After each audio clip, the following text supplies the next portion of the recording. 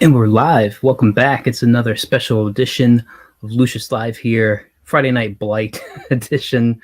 Just me, myself, and I on this one. Reviewing the Batman. I saw it earlier today. I've just to encapsulate it all, fucking loved it.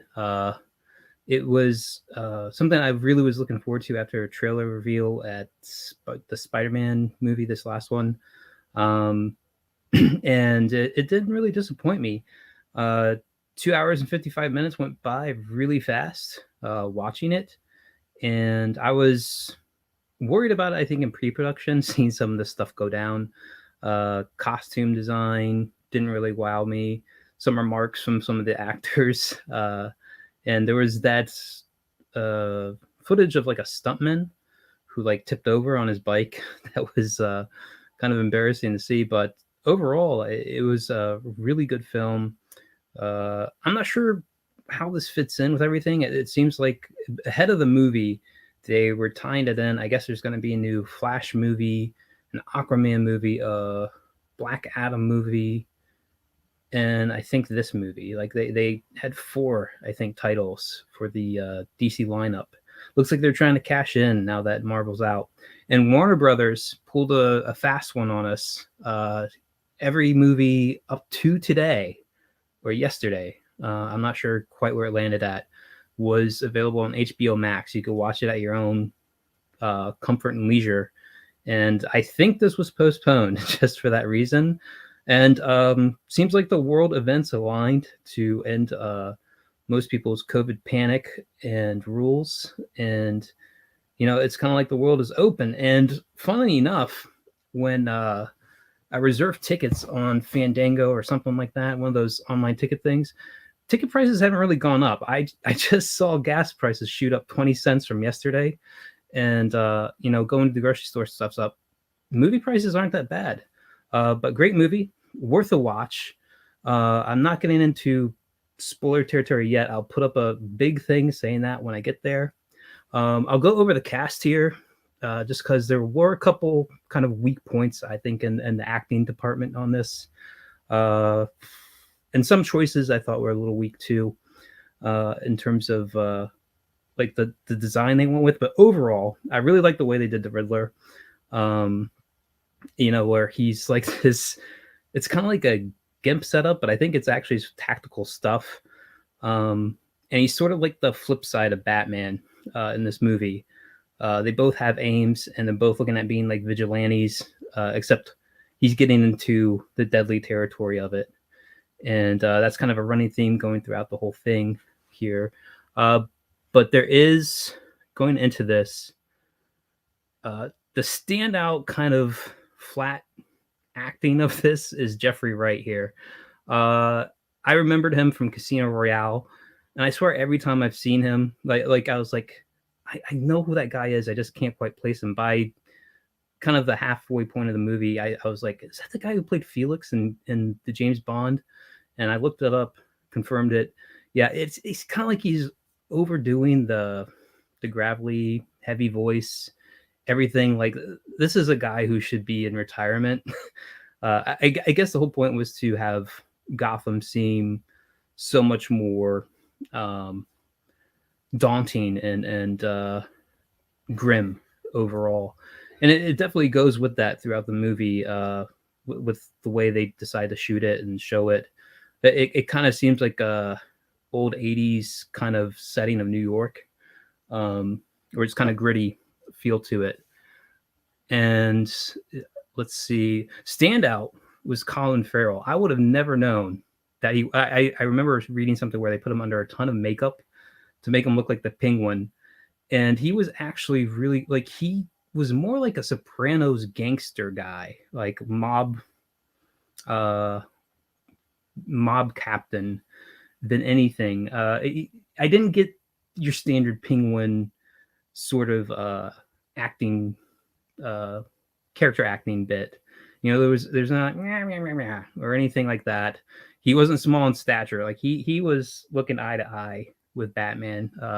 He was imposing in a way. I thought Andy Serkis as Alfred would be more prominent. He's I mean, he's featured like Alfred probably should be featured. Kind of more background, but support character. Uh, Paul Dano. I've liked him since Little Miss Sunshine is where I first remember seeing him, and kind of there's moments in this where he has like they give him more to work with, and it just reminded me so much of his priest character in There Will Be Blood, like that kind of manic, crazy uh, uh, preaching mode that he had in that. Zoe Kravitz didn't actually really bother me all that much. I don't know how much people are complaining about her. There's one throwaway line in the whole movie. It's about as woke as it gets, where she's talking about the criminal leaders who are actually a mix of gangsters and corrupt members of society. And she just says something along the lines of, they get away with it because it's white privileged guys or something like that. And you kind of roll your eyes, but it's like one line and then it moves on. But yeah, essentially all the bad guys are white males if you're keeping tally of that sort of thing. And they offer up this lady here, Jamie Lawson, as the new hope for the city on the political side of the whole thing. But yeah, overall, really love the movie. Hit the mark. There was a point near the end where I thought it would cut off and it seemed to slow down, but then it picked right back up again and went into it hardcore, and just pulled me back into the movie when I was ready to just be like, oh, okay, just cut it off. I think they could have trimmed off some fat in it, but like I said earlier, I have no idea where they're going with this, how they're tying this in. Are they acknowledging the what's his name, the Batman from Batman v Superman Justice League, or is this like a whole new iteration they're doing? Kind of like a retcon, where they're resetting that whole storyline, and they're getting rid of the whole like he was out for vengeance, branding criminals, and thus setting them up for execution in the prison system, because they were thought to be sellouts and rats or something like that. Remains to be seen, I guess. But it was a strong showing. I'm not one for like revamps, reboots. There was a direction I like they did with this that I haven't seen done with a Batman yet, which is he really does merge in with the shadows. He comes from the shadows over and over again. He's just like hidden in that element, and if it's not there, he kind of makes it.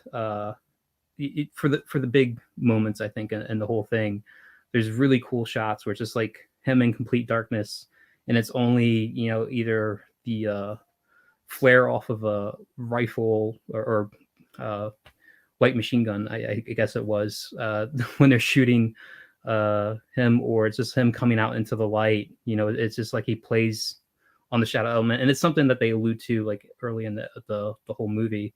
But it was nice that it wasn't one of the things I hate about the Nolan series of the movies was that the action was just very fast cuts, fast edits, and you really had a hard time following any of the action. On this, it's kind of like it's meant to be like he uses the element of darkness to get the advantage, but you still can follow what's going on as it happens on the film. So anything else before I can get into like spoiler territory on it?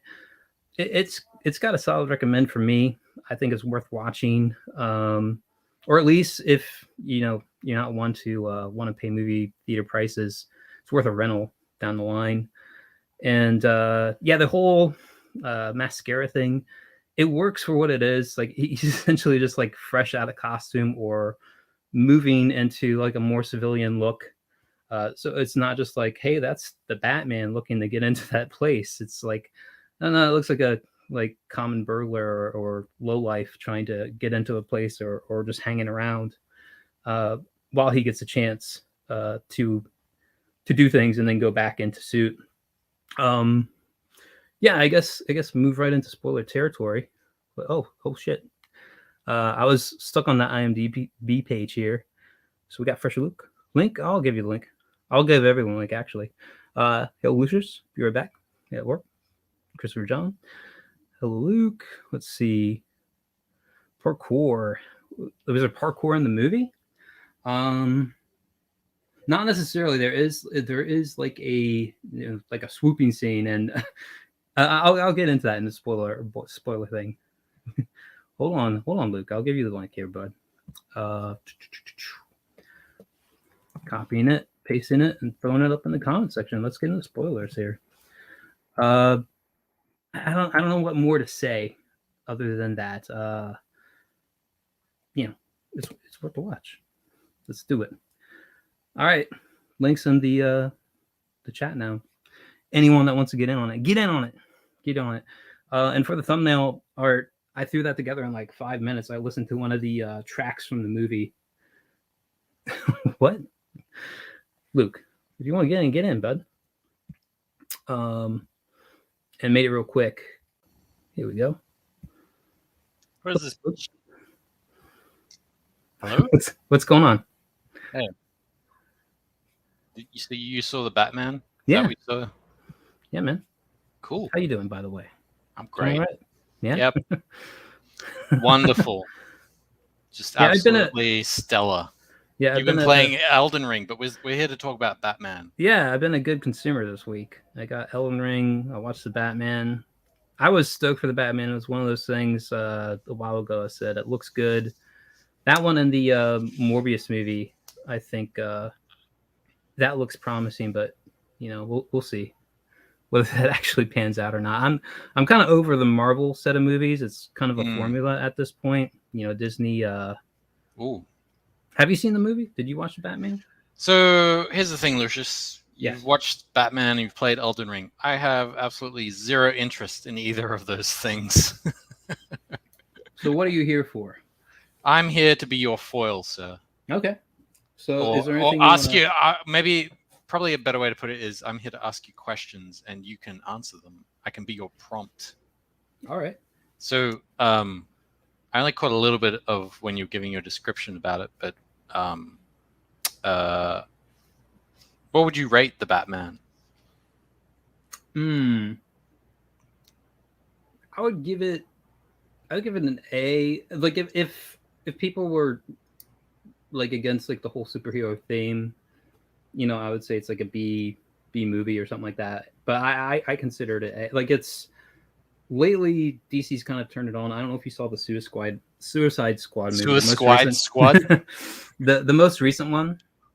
Yes, was actually the really James enjoyable. Gunn one, right? Yes, people have said that, but I don't. Maybe it's because I'm getting older. I just find that stuff a little ridiculous now.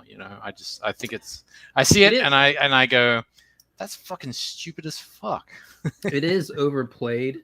I mean, with Suicide Squad, they play with the fact that they can go into basically villainous anti-hero stuff. I mean, like they're like murdering people.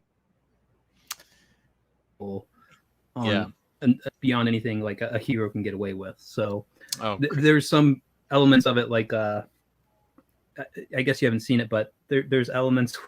Spoilers. All right, well, Christopher John, I haven't said anything yet, but go watch the movie. He's gone now. He's gone.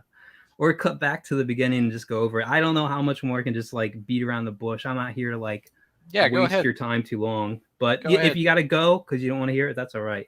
I want to hear it. But yeah, on Suicide Squad, there's a part of the movie where they think they're gonna rescue their guy. They think he's a prisoner there. He's the only one living of the initial. Harley Quinn, right? Oh no, she was moved to some other spot. It was what was his name? Oh, fucking Rick Flag. Yes. Yeah. They're going to rescue him, but he's actually with friendlies. They don't know that. They think he's captured. Yeah, and they kill all the friendlies. And So he's like, didn't my people tell you to? Yeah. Peacemaker and Bloodsport like have a contest to like see who can rack up the coolest and the most kills. Yes, and it's just ridiculous. I have seen this clip on YouTube. Yeah.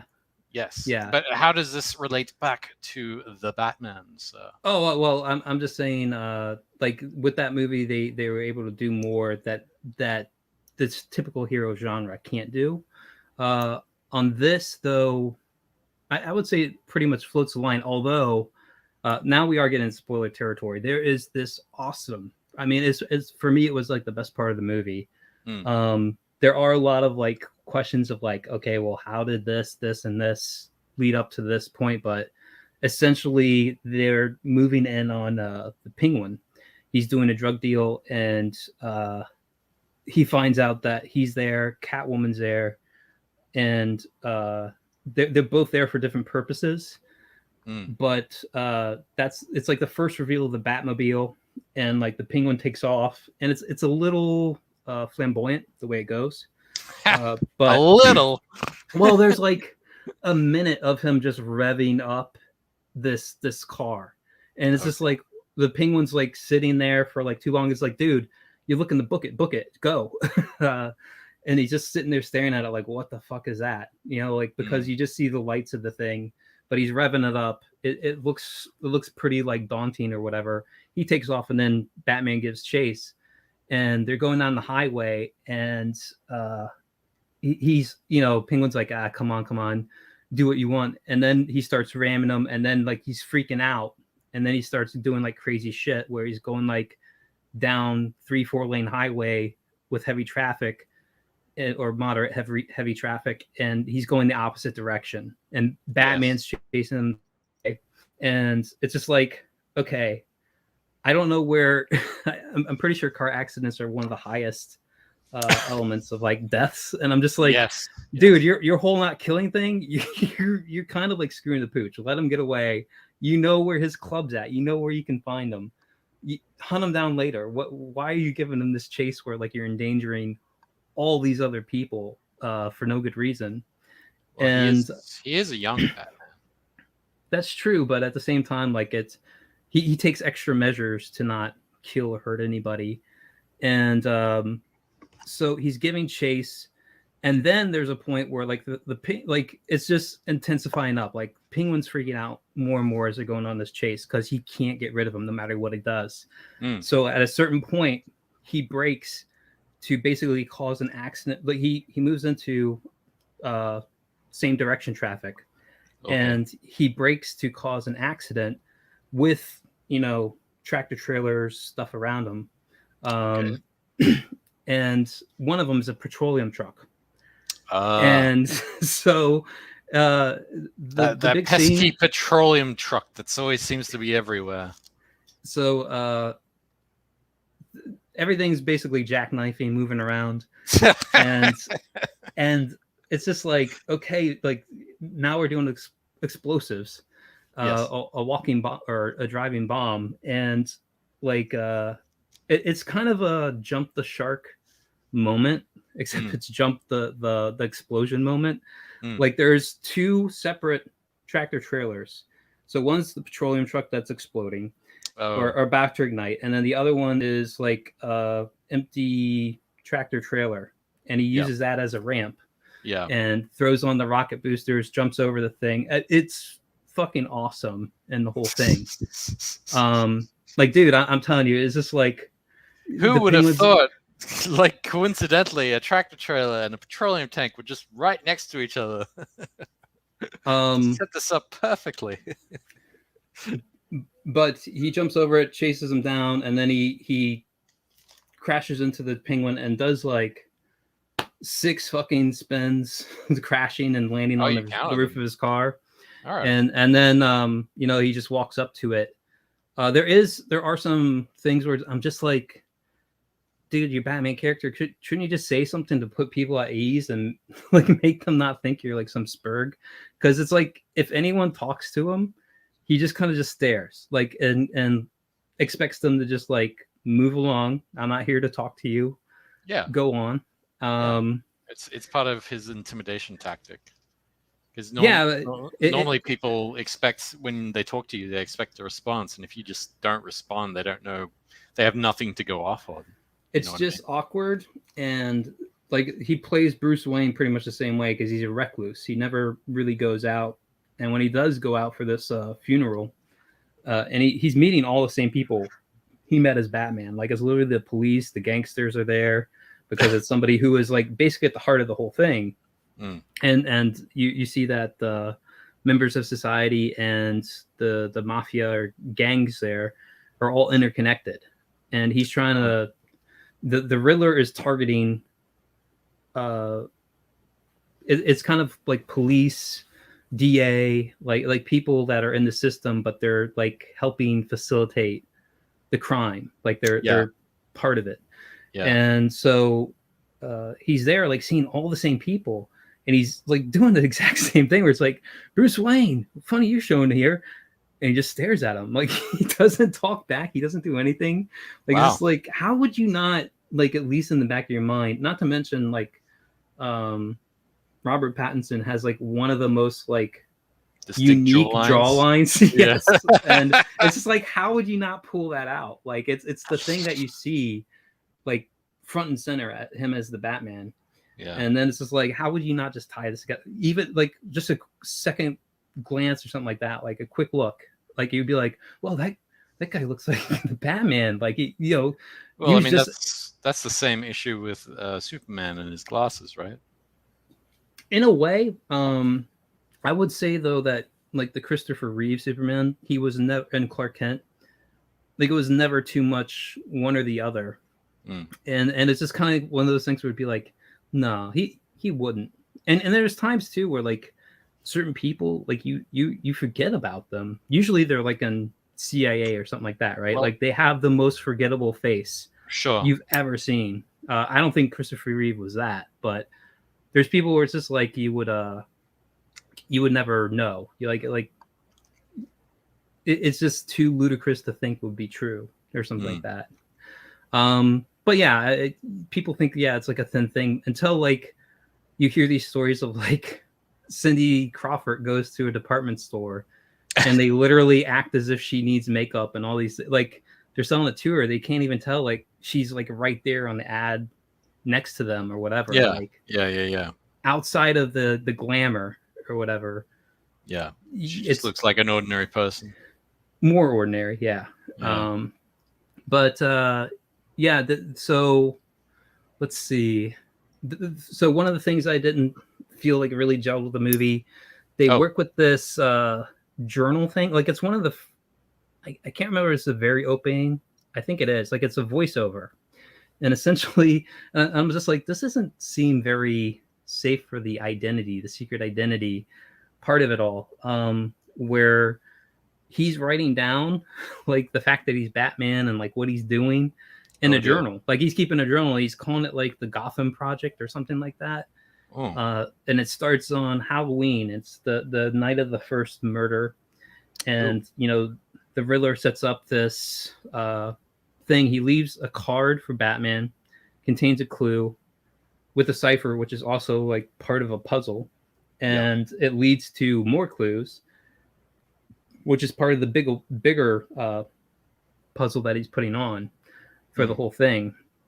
And by the end of it, okay, so you find out that the Riddler was part of this orphanage program, which was a slush fund for the criminal organizations and the politicians to move money around. And let's see, and he took Batman as an inspiration to do this. And he thought like in some weird way, they were kind of co-conspirators. Like he was using the Batman to be his muscle to move people around to make them targets. And so that's where like he invites him to talk. And it's kind of this moment. I guess join forces or something. That's what he thinks. And Batman at that point thinks he's a target, and there's kind of everything to lead you to believe that he is as well. That he knows that Bruce Wayne is Batman, and he figures, oh well, I'm the next guy that's going to be revealed. And he's just sitting there waiting, and even their dialogue that happens then leads you to believe that it like he does know. And it's like, no, actually Bruce Wayne's the one that got away. He's the one I didn't get. And he regrets that they weren't able to do that because he sees Bruce Wayne as like the rich kid who plays the orphan and gets all the adoration or sympathy of the public, but he was this forgotten orphan who is tossed around the system and left to hang out and dry. and so it's like sort of like a petty revenge thing. I get you. And then that's when like it kicks into this extra arc, because at this point you would think like the movie's over. Riddler was actually caught. He's been arrested. Yes. He's behind bars, and at this point Batman just thinks the last reveal that he has is that he is Batman. Like he's just waiting for the night to come down on himself. Yeah, like the shoe to drop, so to say. Yeah. And that's what he's dreading in this interaction. And then he finds out, oh, he has no idea I'm actually him. He just is. He regrets the fact that he didn't off me, and so then he basically he's like, you're a psychopath. You're nothing like me. We're not buddies here. And then he's like, oh, you missed the bigger picture, man. Like I thought you were smarter than what you were. So then it's like you're back in the plot again. At this point, though, this is probably 2.5 hours into it. Like you were expecting to wrap up. Yeah. And I thought it was just going to lead into like a teaser for the next film of the whole thing. Like setting up maybe other people. They do kind of drop a new Joker in at the end of the whole thing. Ooh. And he's in Arkham, but it's really just the two of them that you see so far. Huh. And so it shoots back in and you find out like he's had this, I think it's other orphans in the orphanage system that got left behind that he convinced to be co-conspirators. Ooh. And it's actually like, in terms of what he did, you're just kind of like, dude, the Batman kind of lost on this one, because he set up bombs around the city in vans. Oh, God. And it was like too late for him to stop it. They go off as he just found out the whole plot. And they're set up along like a seawall. So the city gets flooded. Like, and it's just like New Orleans style, like just out of nowhere, like precincts, districts are starting to like go underwater, and they move them in. They said to the garden. So it's kind of like a weird thing where it's just like, okay, are we just Gotham's New York, and we're just not going to call it that? Like, well, yeah, that was always the thing, right? Like Gotham was always supposed to sort of be New York, and I guess Metropolis was supposed to be like a cleaner city of some kind. Like, I don't know. I can't think of a city, but you know what I mean. But so it's the election. There's a mayoral election. There's all these things that are like in the background or a secondary element of it. There's an election going on.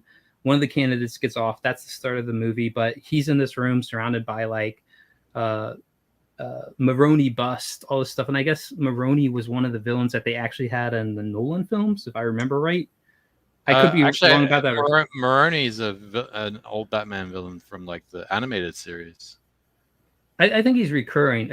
I don't know. There's a Falcone that's alive in the movie. Falcone's always in there as well. Yeah. Okay. And he's like the major crime boss of the whole thing. Yeah. And they're trying to find out what's going on. What's this big cover up that's going on?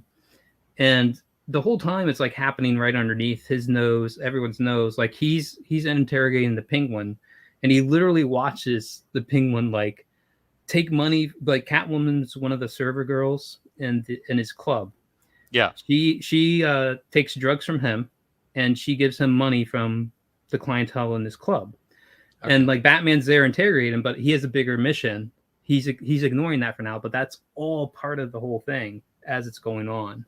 And it's kind of one of the more, I guess, brilliant parts of the way it's set up, is that there were clues there all along that should have been acted upon, but were completely overlooked. So you go back and you watch it again. You're like, oh. You could. I mean, I was able to like connect that within just the watching time of the movie. It's like, yeah, it all makes sense. Like, there's photos of the mayoral guy leaving with one of the girls that works there. Oh. And it's like the first expose. So he killed him first, and he distributes these photos after Batman and Commissioner Gordon solve the riddle that he set for them on that murder, that specific murder. And so the photos are like this aerial shot of them. It looks like a typical like TMZ kind of thing, you know, where like they were just they were waiting outside for something like this, something of scandal to do.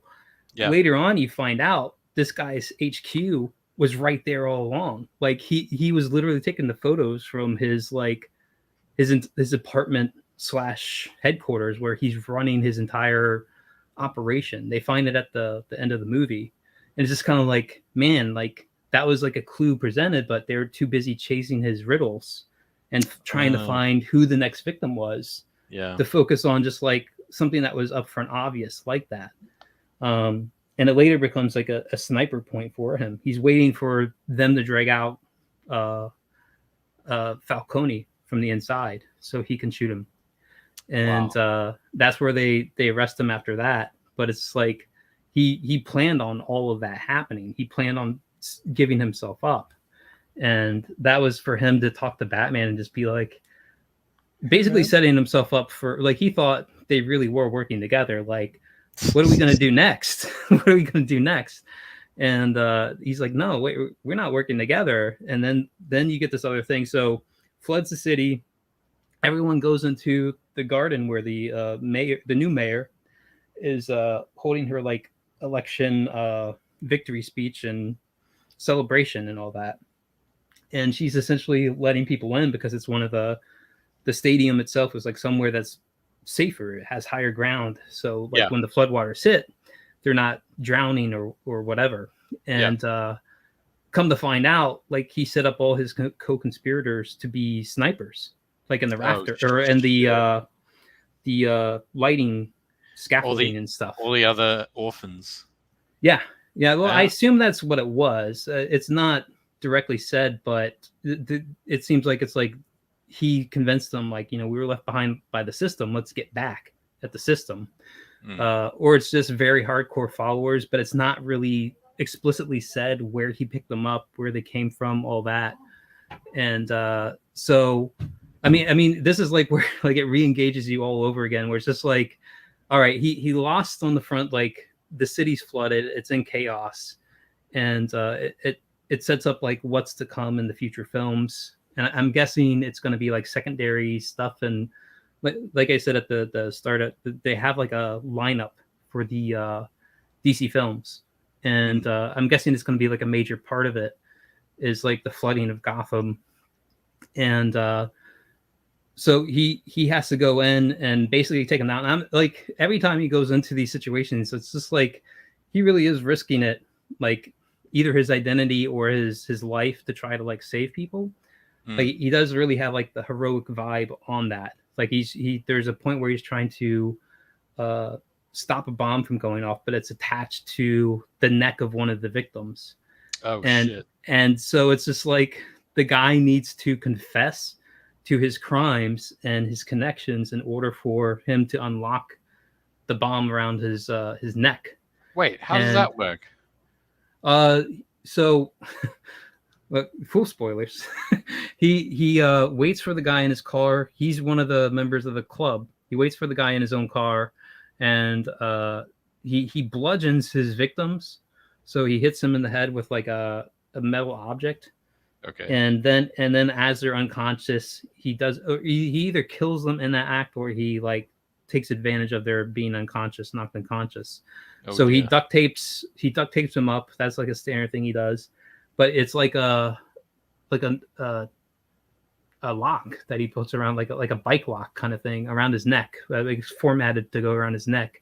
While he's unconscious, he puts that on, and essentially he's like, "I'll blow it up if you don't do what I say." And then he duct tapes like a cell phone to his hand, so like he calls when the Batman. Well, he calls for the Batman to show up. He shows up, and then like he tries to help him through it. Because it's riddles, and essentially the riddles involve him having to confess how he's involved in this conspiracy that's been going on. This slush fund that hurt a bunch of orphans, and he's getting back at him, man.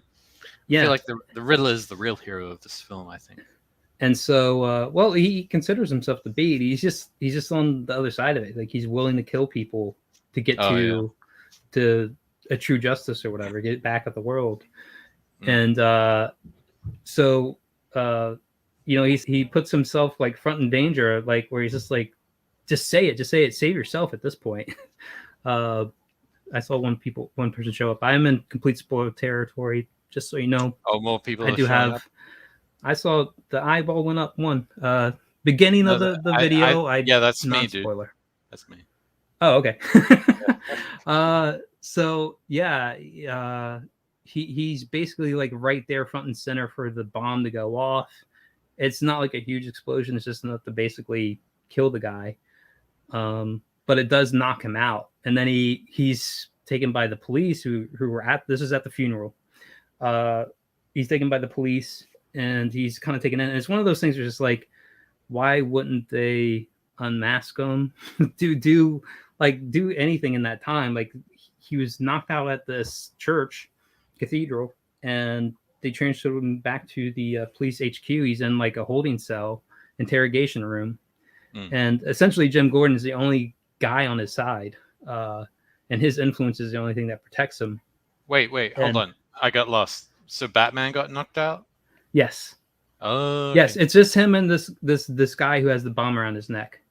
Okay. And he's trying to save his life, but he only has 3 minutes to stop this bomb from going off. He has to get through these riddles. He has to confess to what the riddles are. So it's like, you took bribes. What were the bribes for? Like, how much and all this stuff. So eventually it's like, who was the person who was the rat? Like, that's what they're looking for. Who was the rat? Who is the person that was the informant for you guys to bust the Maroney guy? And the guy freezes at that point, and it's like, dude, you're gonna die. and he's like, well, I'm dead if I say it. Like, and so that's the point that he freezes up, blows up, and shit. So then he's back at the police headquarters. Jim Gordon is questioning him, and essentially he gets all the other officers to leave, and he's like, I have a key to the doors and just punch me, run, take the stairs, and get out of here. And it leads to, this is one of the moments where I'm just like, okay, I don't care how good this guy's armor is. He's dead. He has like the squirrel suit, you know, like the flying thing. Yeah. So he gets up to the top of the building and he's about to make the jump. You just figure he's going to like totally superhero it, but he's just like, oh shit. Like, and he's just like, he takes a couple seconds to like be like, okay, I'm doing this. And then he like pulls like a rip cord, busts out like the wings for him to do this. And you're just like, I don't know how many of these like squirrel suit videos you've ever seen, but there's a solid number of them. I mean, even guys who've done it over and over again, where they hit like a bridge, they hit a cliff, they hit something, like they just hit shit. There's no control. They have no control. It's like, well, they're going like 120 miles per hour. Like, because they're falling essentially. Yeah, and it's just like you have to be very precise, and if you're off like even a foot, like that's the difference between life and death. So he gets down to like about ground level. I think he hooks onto a bus or something, or train. I forget what it was exactly. The kind of ground, like pull him towards the ground, and then he pulls a parachute to kind of slow himself, but he clips. I feel like it was a bridge or a sign or something. I'm just like, dude, he's dead. Like that's dead. Then he fucking hits the ground and slides for like another like 20, 30 yards. Like, it's like, I don't care how good that armor is, man. Your brain is jelly when you hit like that. Like, you're just like your brain's just bouncing around in your skull. Either he's a vegetable or he's dead. But well, that's the old what was it, superhero punching people through walls argument, and they just get right up again. It's the suspension of disbelief. Yeah, but I mean, dude, I feel like it was 2 direct headshots. Like his skull was the only thing that impacted, and I'm just like, there's no way. Like, the momentum of your body. Doesn't he get electrocuted at one point? Sort of. That one's more believable because he cuts the cord as it goes, and I have no idea like what kind of shock proofing or whatever that he did. That's actually at the garden scene. So the floodwaters are coming in, and the mayhem of the whole shootout and everything. There's an exposed like electric feed that went to the big TV screens in the center, and that's like in danger of hitting the water where a bunch of people are at. And so he just like zips over. This is after he's like stopped 20 riflemen, like, and he's taken shots, like direct shots, even like he took a direct shotgun shot like to the chest, and he just shrugs it off, doesn't he? He went over the edge. I think he should have been like completely knocked out, or at least winded and like unable to do anything. But he hangs onto a ledge, and then it's just like the guy moves in for a direct headshot, and he gets saved by Catwoman. Oh, and she pulls him up after she stops that guy, and then he basically, like, it's they keep doing like this false ending of sorts, like she pulls him up and you're just like, okay, like that's it. And there's been like a whole romantic tension, like, yeah, going on throughout their interactions. Yes. And so you think, okay, resolution, this is, danger's out of the way, kind of, and they'll kind of wrap it up here. And then she gets attacked while like she's like saying, that's okay, it's over, you're all good, you're safe now. And then she gets attacked, and he has to, like, he's still like from the shotgun blast, he still like has trouble moving. Like he's winded, he's his arms and legs are stiff.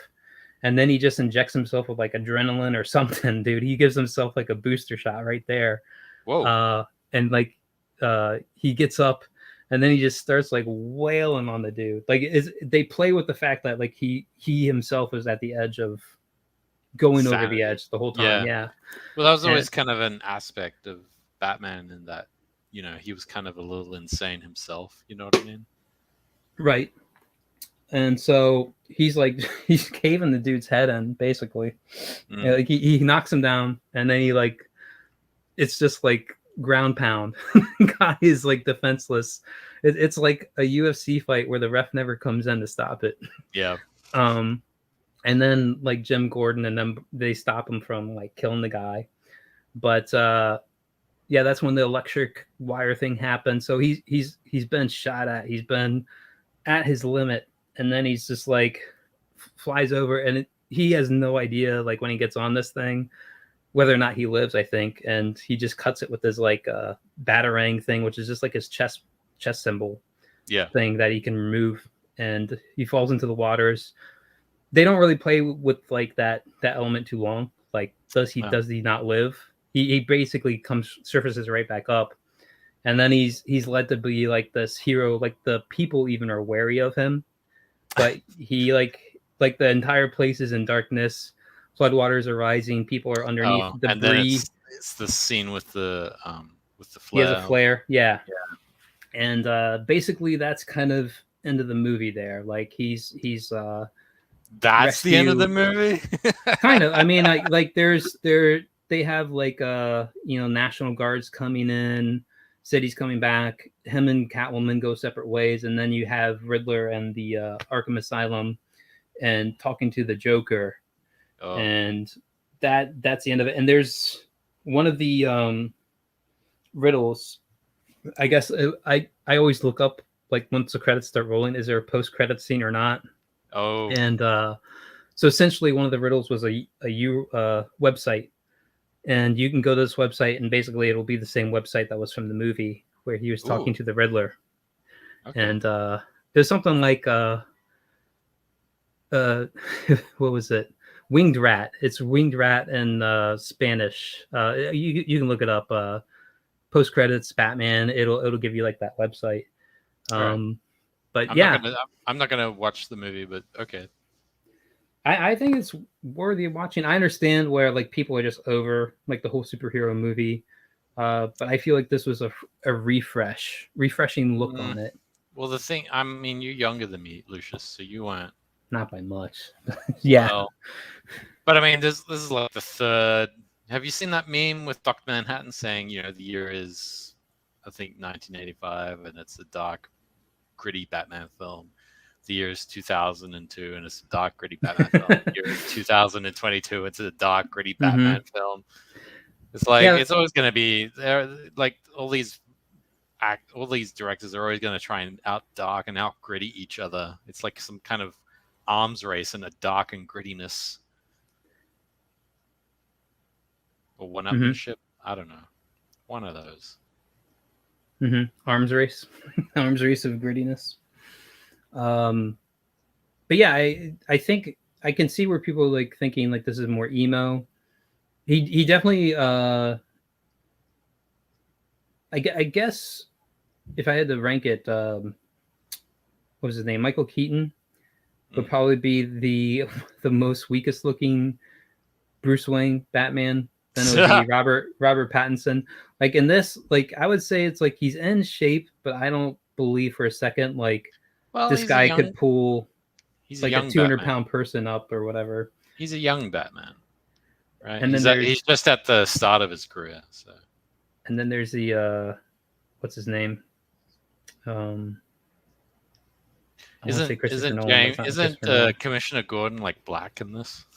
Yeah, he's I talked about that at the start. I was going over the cast. He was the dude that played Felix in Casino Royale. Yeah. I know. And I was just like he kind of overdid it. It was almost like a caricature of what usually it's like a beat cop or something like that. Like somebody's just been on the streets too long and is just like so cynical, like really gruff voice. There's never any lightning of it. I actually like the Gary Oldman Commissioner. Yeah, Gary Oldman is probably the best one because like what I want to see, Lucius, in a Batman film. I want to see. Did you ever read Batman Year One? By Frank Miller.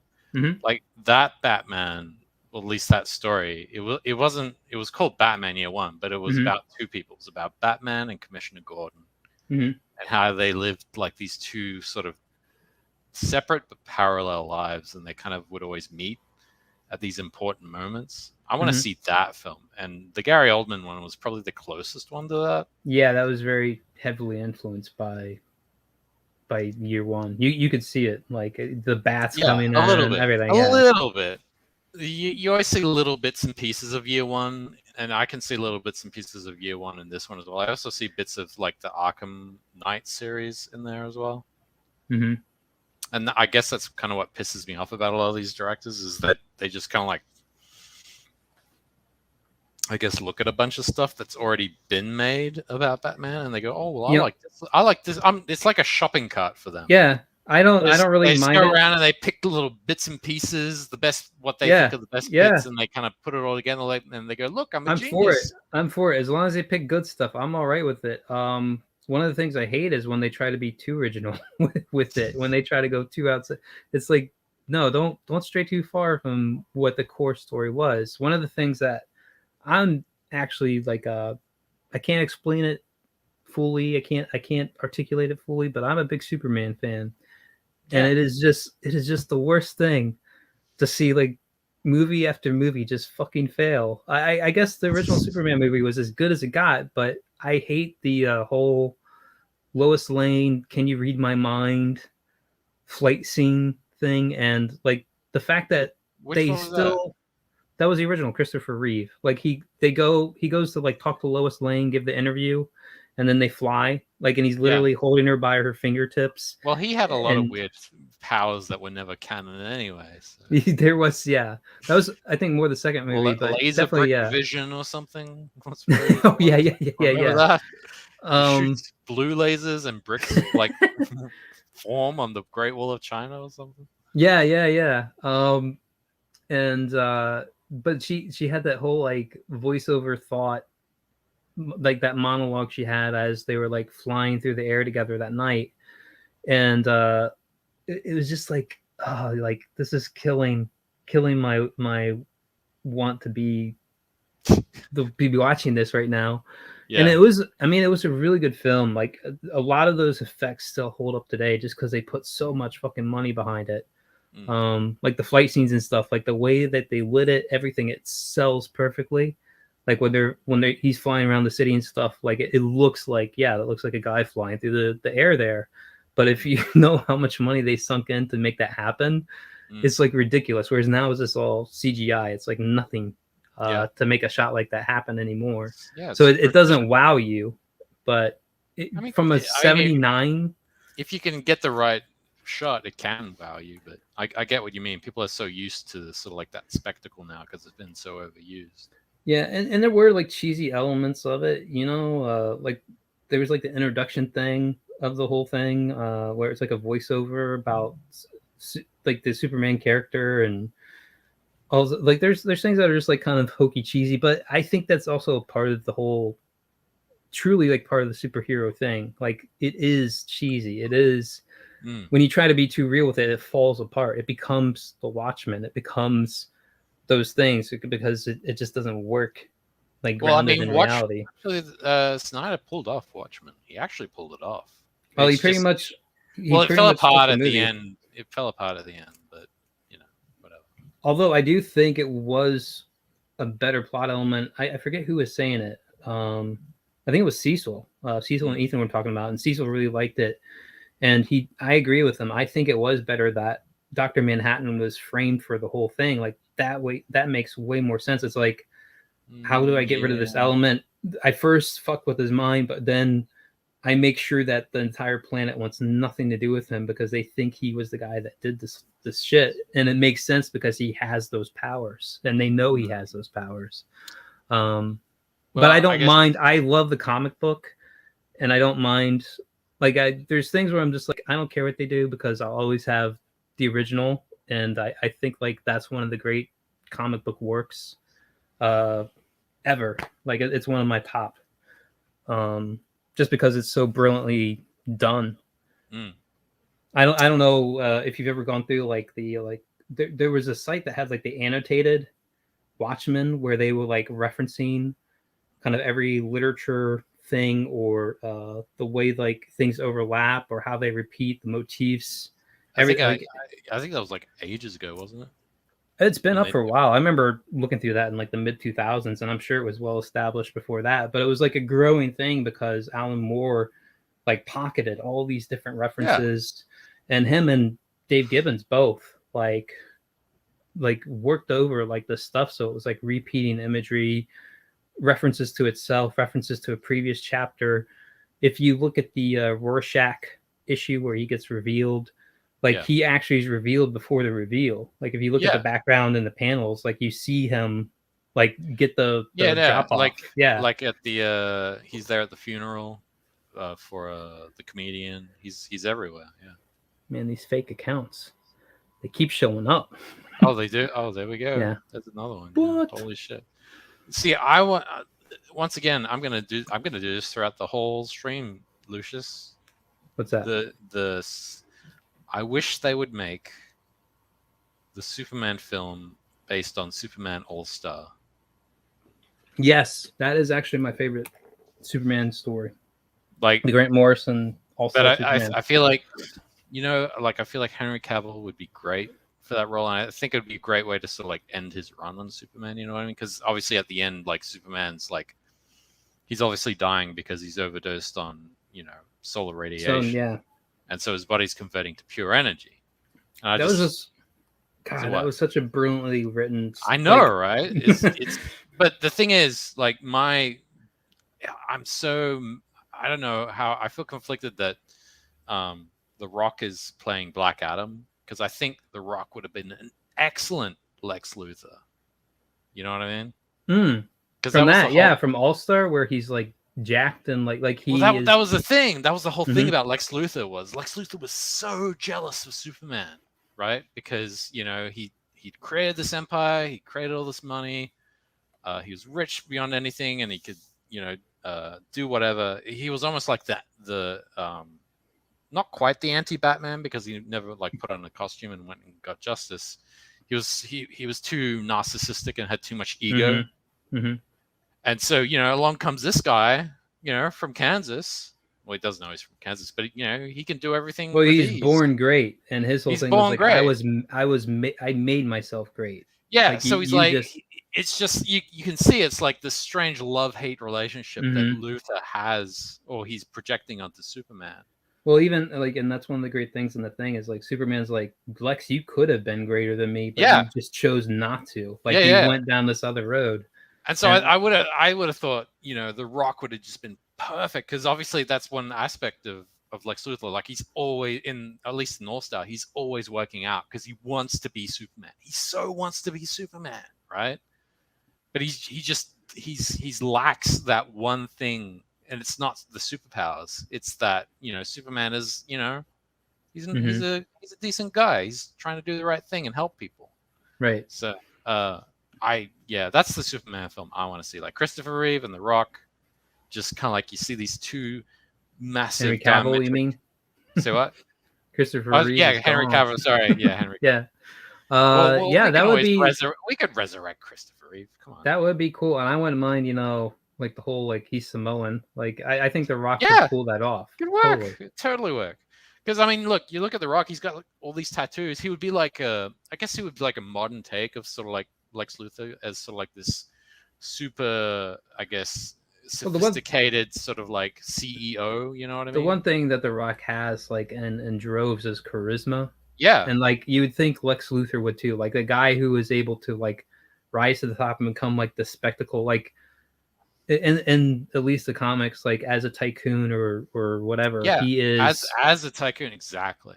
He is well respected and like a media figure. Feared, yeah. And The Rock is very intimidating, at least with his stature.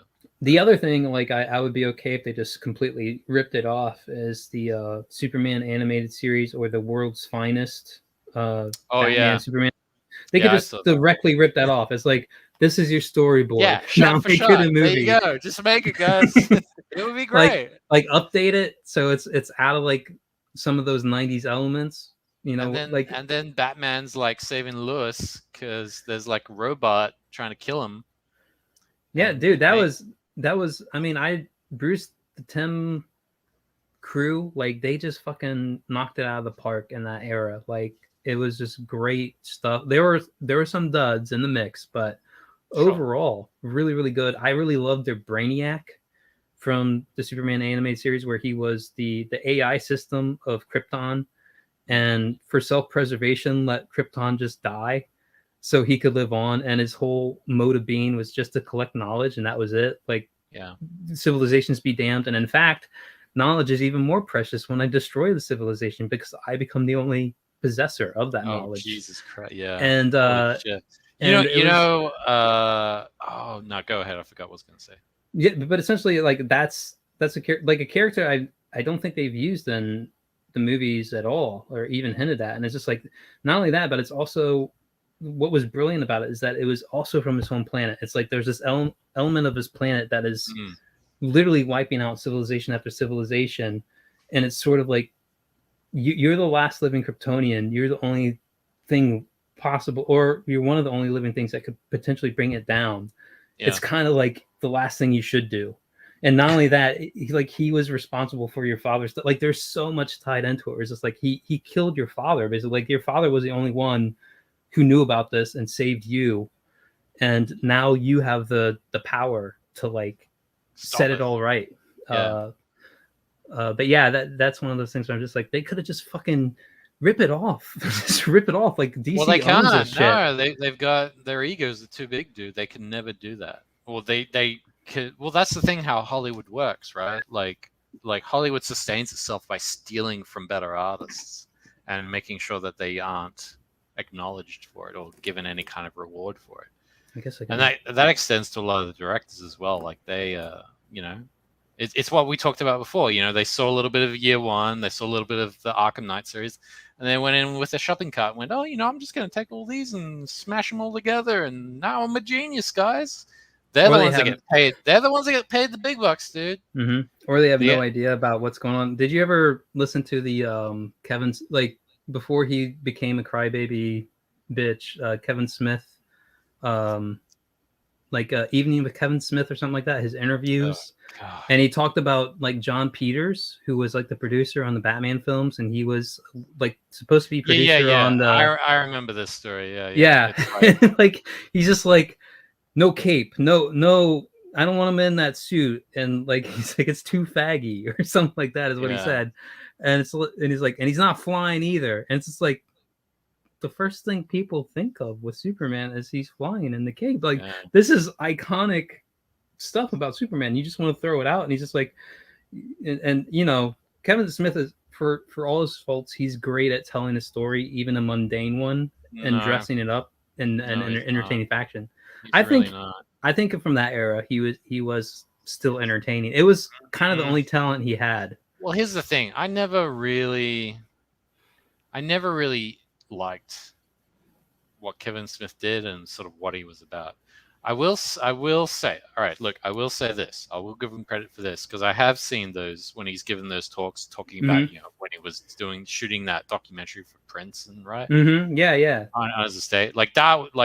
That was he told that story really well. He was very entertaining, very engaging, had very good orator.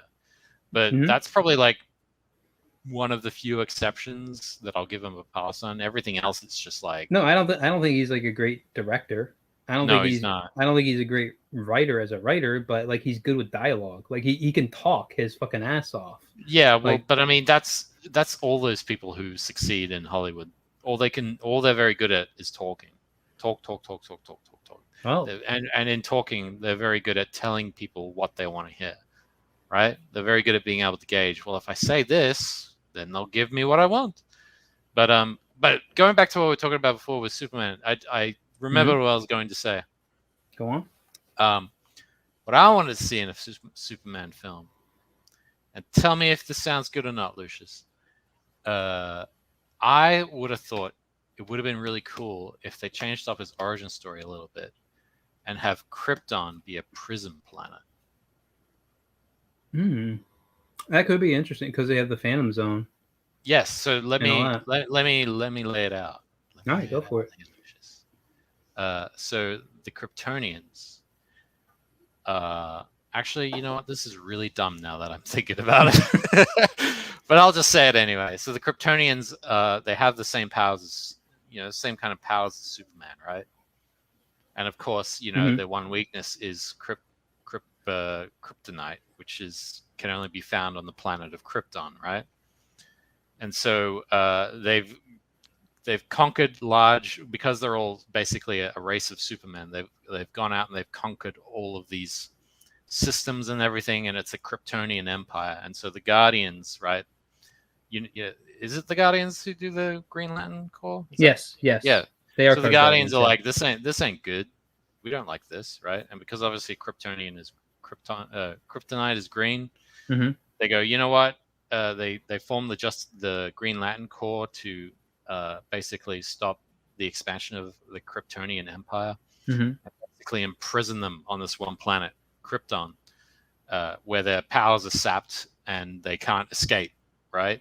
And so anyway, they kind of like leave them there, and over generations, the Kryptonians, they just kind of like learn to live there and be stuck on this planet because they're too much of a threat. And so obviously one day, it turns out that the core of Krypton is starting to melt down and implode, and it's going to destroy the whole planet. And so obviously Zor-El decides, well, he has a son, obviously, Kal-El, and he goes, my son, he's innocent, right? And I'm going to break him out of this prison. And obviously he puts him on the pod and makes him escape, right? And that's sort of what I would like to see for I guess a Superman origin story. Pretty much. Am I wrong? Am I wrong in this? No, it sounds good. I couldn't help but think when you're like the Guardians put them there, like what if there was like a forces of the universe conspiracy? Ooh. Like the Kryptonians were getting too big. Like it was just like they were not designated. Well, they're unstoppable. They're a bunch of Supermen, right? Well, yeah, it's like in certain contexts they are unbeatable. Yes. And they're a danger to the power structure that the Guardians know, or who I don't know all the DC forces or whatever, but if they like colluded to basically not only entrap them on their planet, but then like set it up to explode, like it was never supposed to actually naturally happen. No, I think that would make the Guardians seem way too sinister, because the Guardians were always. So, I mean, you would there'd be like maybe one Guardian who would like go rogue or something. Sure, yeah, that's an element they can play with. But overall, the Guardians were trying to, keep order in the universe, and that's why they formed the Green Lantern Corps in the first place.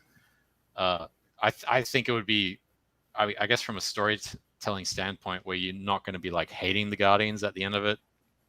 It's more like the fact that Krypton is made of kryptonite, that it's starting to collapse in on itself. It's because I guess kryptonite's pretty unstable, I guess.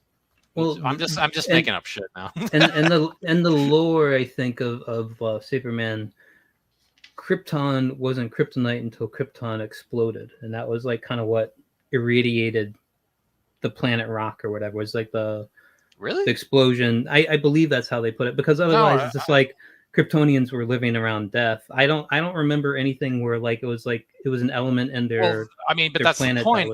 That was the point of. Well, that's the point of my story. Like, you put them on this planet, and it makes them mortal, because obviously, Superman's like unstoppable, and practically nothing can kill him, and so you would assume he would live for an incredibly long time. I think in terms of all the origin stories, they always sold it was the red sun, which I never really got. It's just like, well, doesn't every star give off white light? It's like, yeah, it's the same light. They've always said, well, it's not even the light; it's the radiation, right? Because that's what he's initially soaking up. And I mean, I don't mind them. I don't mind them working with something like, it doesn't have to be light. It could be just something from the electromagnetic spectrum, like a specific wavelength that basically nullifies. This is totally the nerdiest conversation we've ever had. I know. And I'm enjoying it. I'm here for it. When you're a fan and you just like, a rock is his weakness, like that's what we're going with, a rock. Like, I always hated it. Apparently Power Girl's weakness is wood. Apparently, I read that somewhere. And Martian Manhunter's weakness is fire. I mean, I can at least go with something like that. Like, a poison or like something where it's like, maybe poison. A mortal creature is very susceptible to something, like basically evolution works out, what your strengths and weaknesses are based on your exposure and everything. So it's like, fire gets rid of a lot of things, not just Martians. Fire is pretty much like total, unless it's like certain bacteria or something like that. It's like pretty much I guess done deal. I guess in the case of Martian Manhunter, like with fire, because obviously he can phase through walls, right? So you would assume he could just phase through the fire. But because of the heat, it kind of messes with his cellular biology or whatever, making him unable to sort of like phase through it. Maybe, I don't know. I'm just talking bullshit. But anyway, sorry. As if any of these writers had like a very solid, strong background in science. It's not like any of these writers have any actual talent, dude. Come on. It was quick fix, dude. One of the great things that I think comic books is missing is just the fact that, like, anymore it's like collector stuff. It's they've really sunk into collector markets, and one of the things that's missing is like the element of just disposable. Like, we're just writing a stupid story, and maybe people like it, maybe they don't. Like, that's what it was for so many years. How many characters were just thrown away versus the ones they kept? Yeah. How many did they just make just for the sake of, like, we get to copyright this name. we get this name in our copyright catalog. So if anyone ever tries to make a Mr.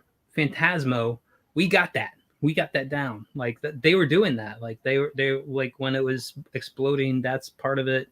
But at the same time, like, Spider-Man was never meant to be as big as he was. He was an Amazing Fantasy. It was just a story, and then like people wrote in about it. Where's more Spider-Man? Then it just like took off. Amazing Spider-Man sold well.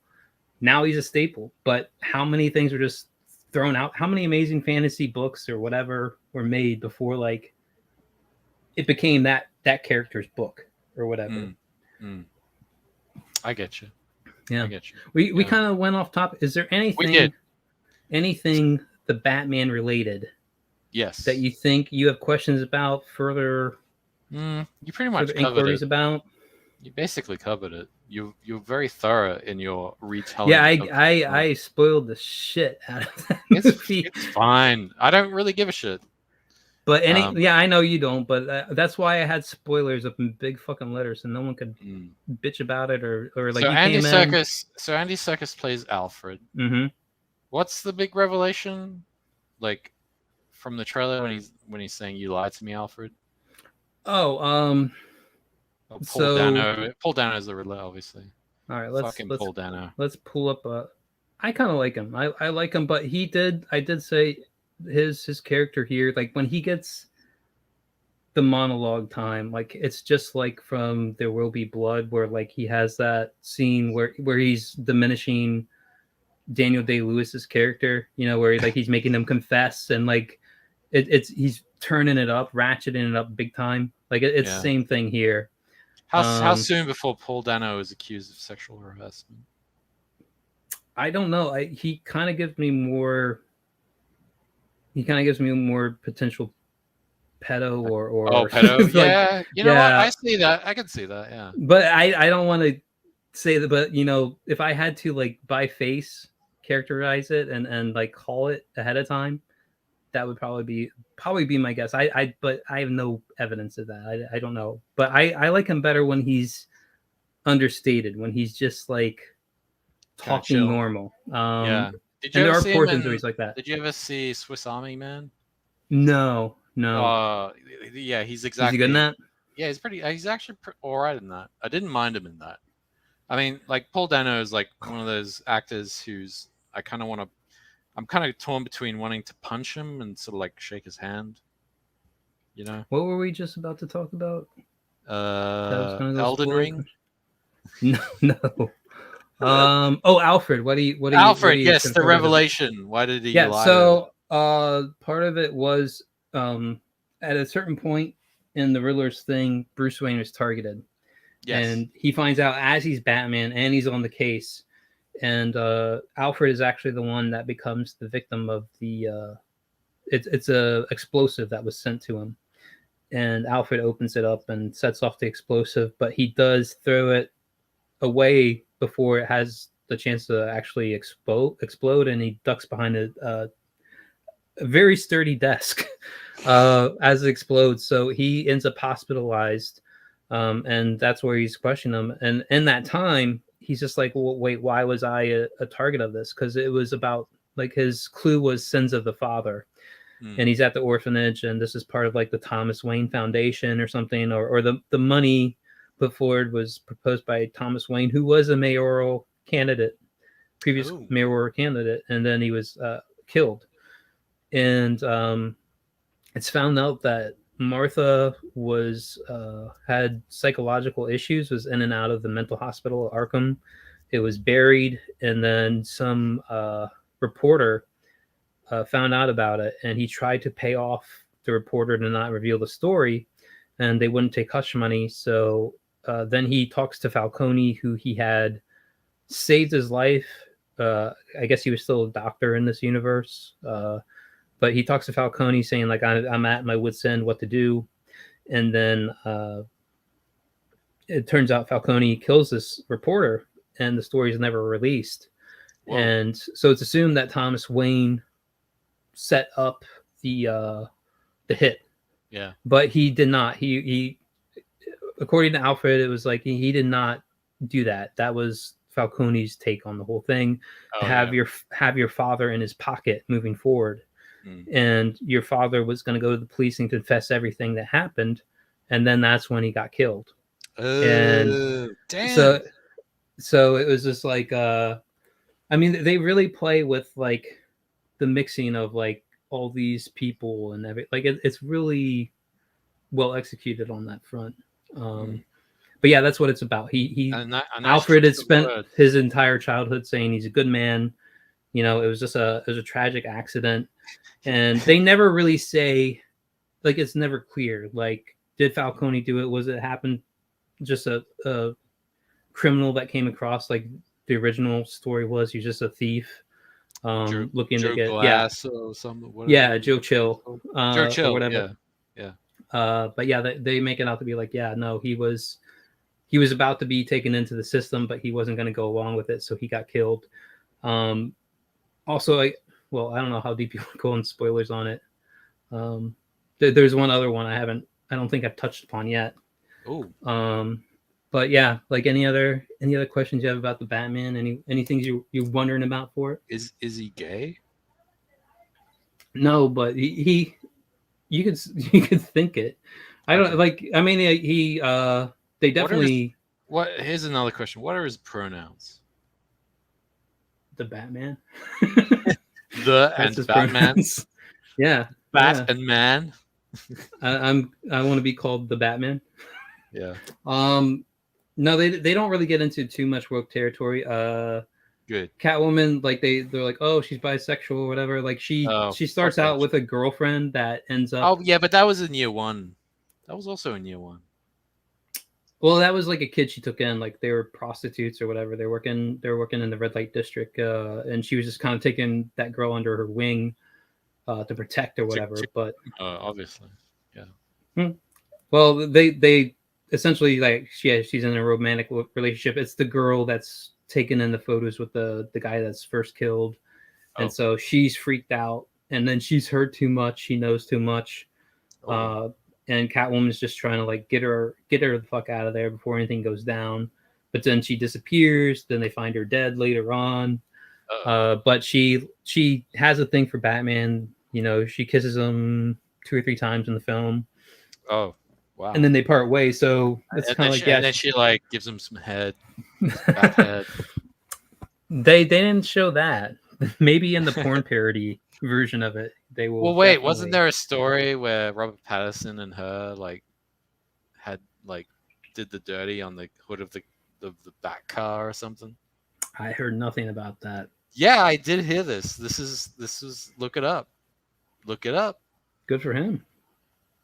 But I think that's pretty epic right there. I think it was that was the thing. They did it on the hood of the car. Oh, apparently, I think it was just like a story they put out to sort of drum up like hype. Probably. But apparently, they both did it on the hood of the car, and then she got pregnant. Say what? Yeah. All right. Look it up. Look it up. Maybe another time. I'll keep it movie centric. Okay. We don't need to get into gossip. You're right. My bad. Anyway, Elden Ring. What's that like? Oh, you want to get into Elden Ring? It's fucking awesome. It is gigantic. Like it is gigantic as a game. So there's like a wheel? A wheel. Like there's this weapon that's like a wheel. Weapons like a wheel. If there is, I have not yet gotten it. Yeah, I saw like a. I don't doubt it though. The weapons in this are like deep. I got one that's like a dragon head. Basically that's on my hand. Is it basically open world Dark Souls? Yeah, that's what it is, man. Okay. All right. And everyone's bitching about it. Like I'm not that skilled. I'm doing all right. Like there was ways to get around this shit. Like and essentially 90% of it is just running through it. Like if you know where you got to go, you can just run through it. Yeah. Like as long as you know, like I was earlier, I was looking for a piece that gets me to the next part. I knew it was there. And there's these enemies. I swear to God, they kill me faster than the fucking bosses, man. Like, whoa. And there were just like 3 or 4 of them on top. Like they poison me. And if they're not doing that, it's essentially like they jump you, they hold you down, and then they just fucking kill you. Like their attacks kill you. And I'm like buffed up on like health and stuff like that, but that means nothing in these games.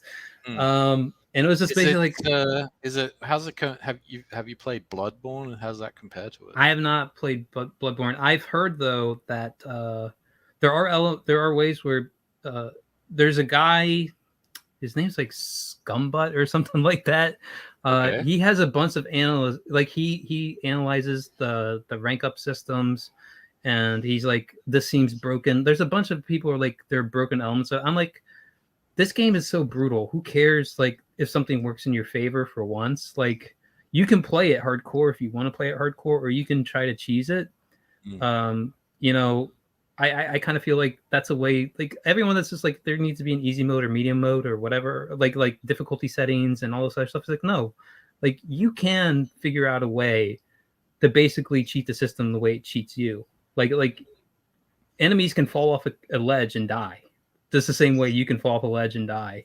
I think it's pretty fair overall. I don't think I'm like that skilled, especially I really have close to zero experience with the Souls games, Bloodborne or anything like that. So I'm coming into it pretty fresh. I'm doing all right. Fresh, like you said. Yes. Pretty fresh. And so you're coming in fresher than most. All right. That's one of the freshest. I mean, you can be the freshest, but then there's always going to be someone fresher than that. But yeah, I basically spent the first probably 20 hours or so mainly exploring, like trying to find, like, because not only is it a lot of land space, they also like set it up in a way that it's like cutting back in and on itself over and over again. So it's almost like a labyrinth. But I mean, that's kind of what the Souls games were. It's less than that, but when you get to the castles or the forts or whatever that are scattered around, those are very much like. I have played a little bit of Demon Souls. It is very much like that, where it's just like you have your locked doors, you have to like go to ledges or jump across rooftops, do all this stuff to get to certain spots. Like you see it's there, you know you can get to it. You have to figure out how the fuck you're gonna do that.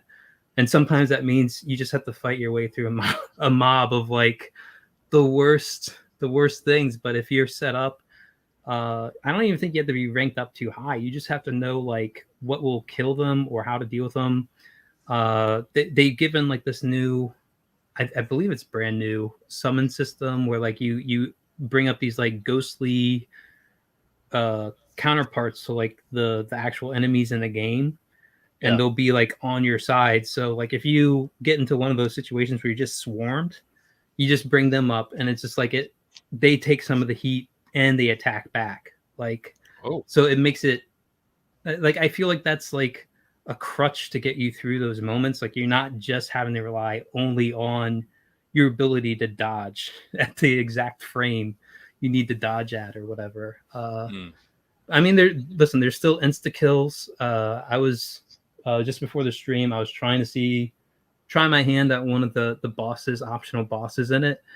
And it was just, I got murdered like over like 5 seconds in, and it's just like more annoying that I spend more time getting to the boss fight than I do end the boss fight.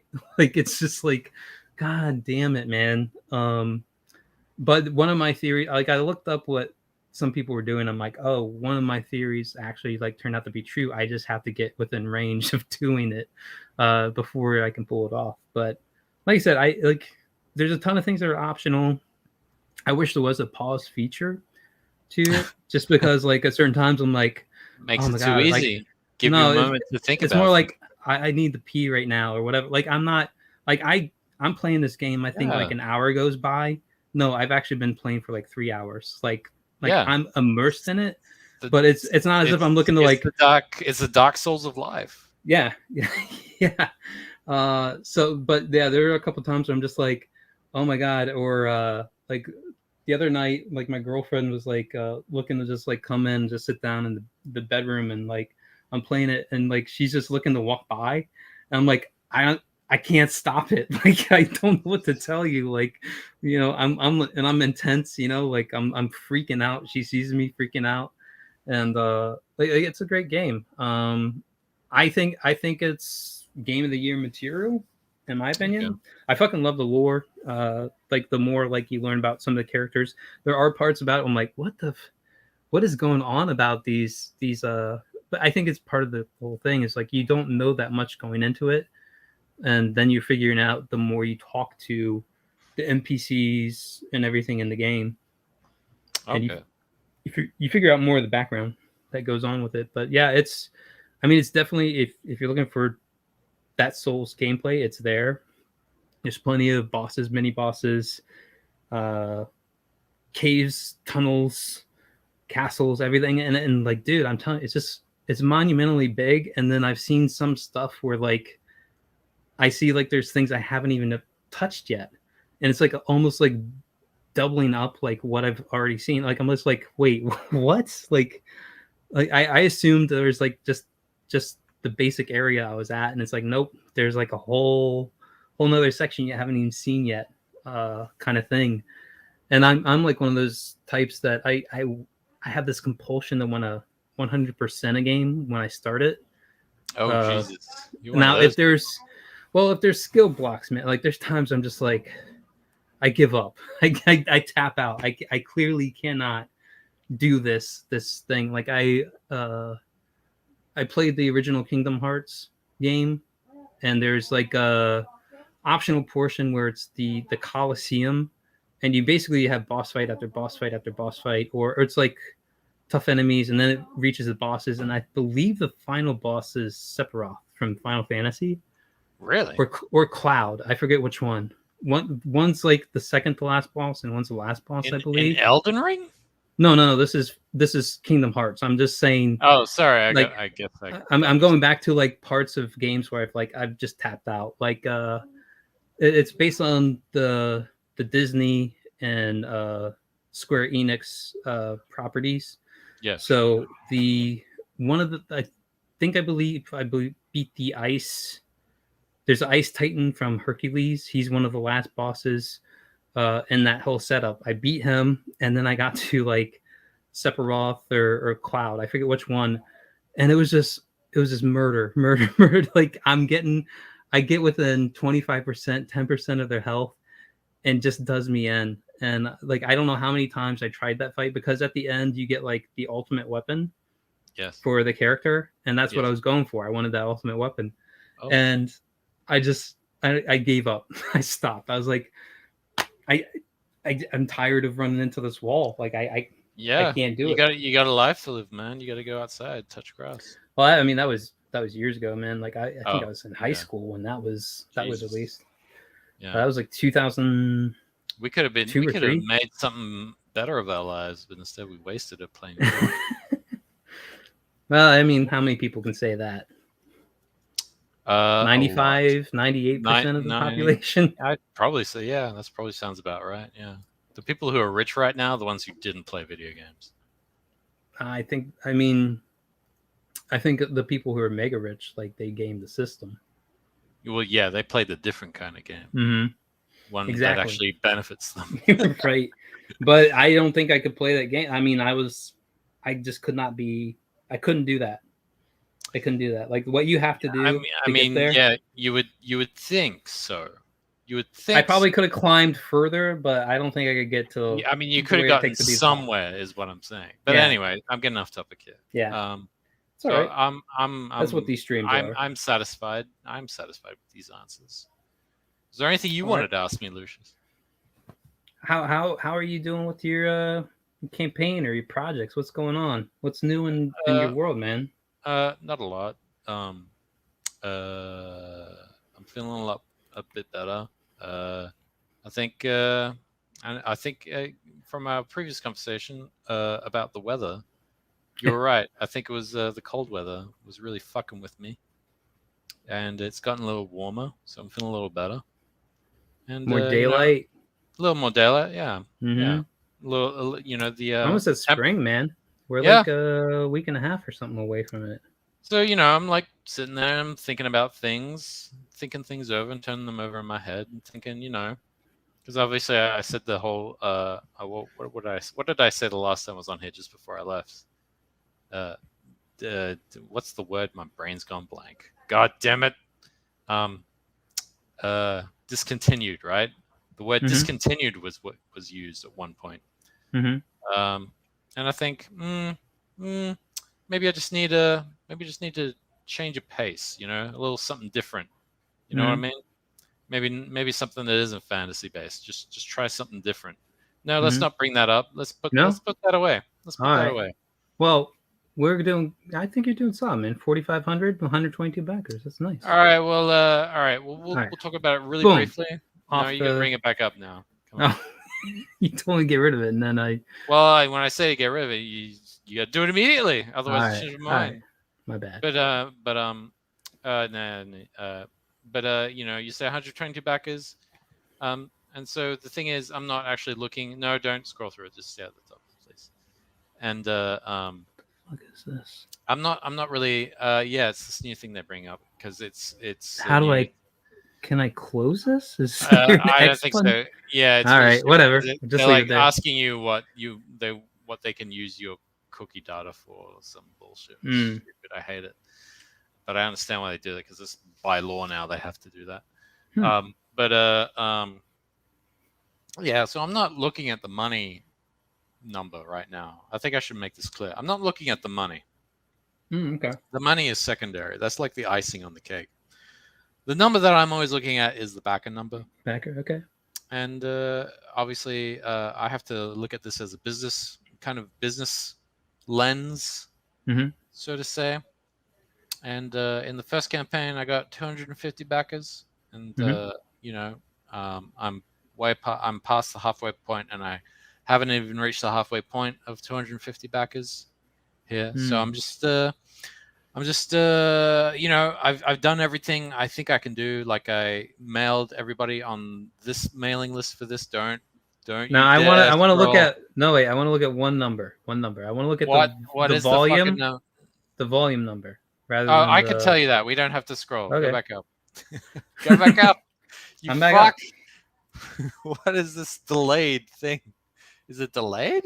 No, I'm at the top now. So I can tell you the numbers. So stop scrolling. You are giving me PTSD. I didn't know it was frozen. I was just.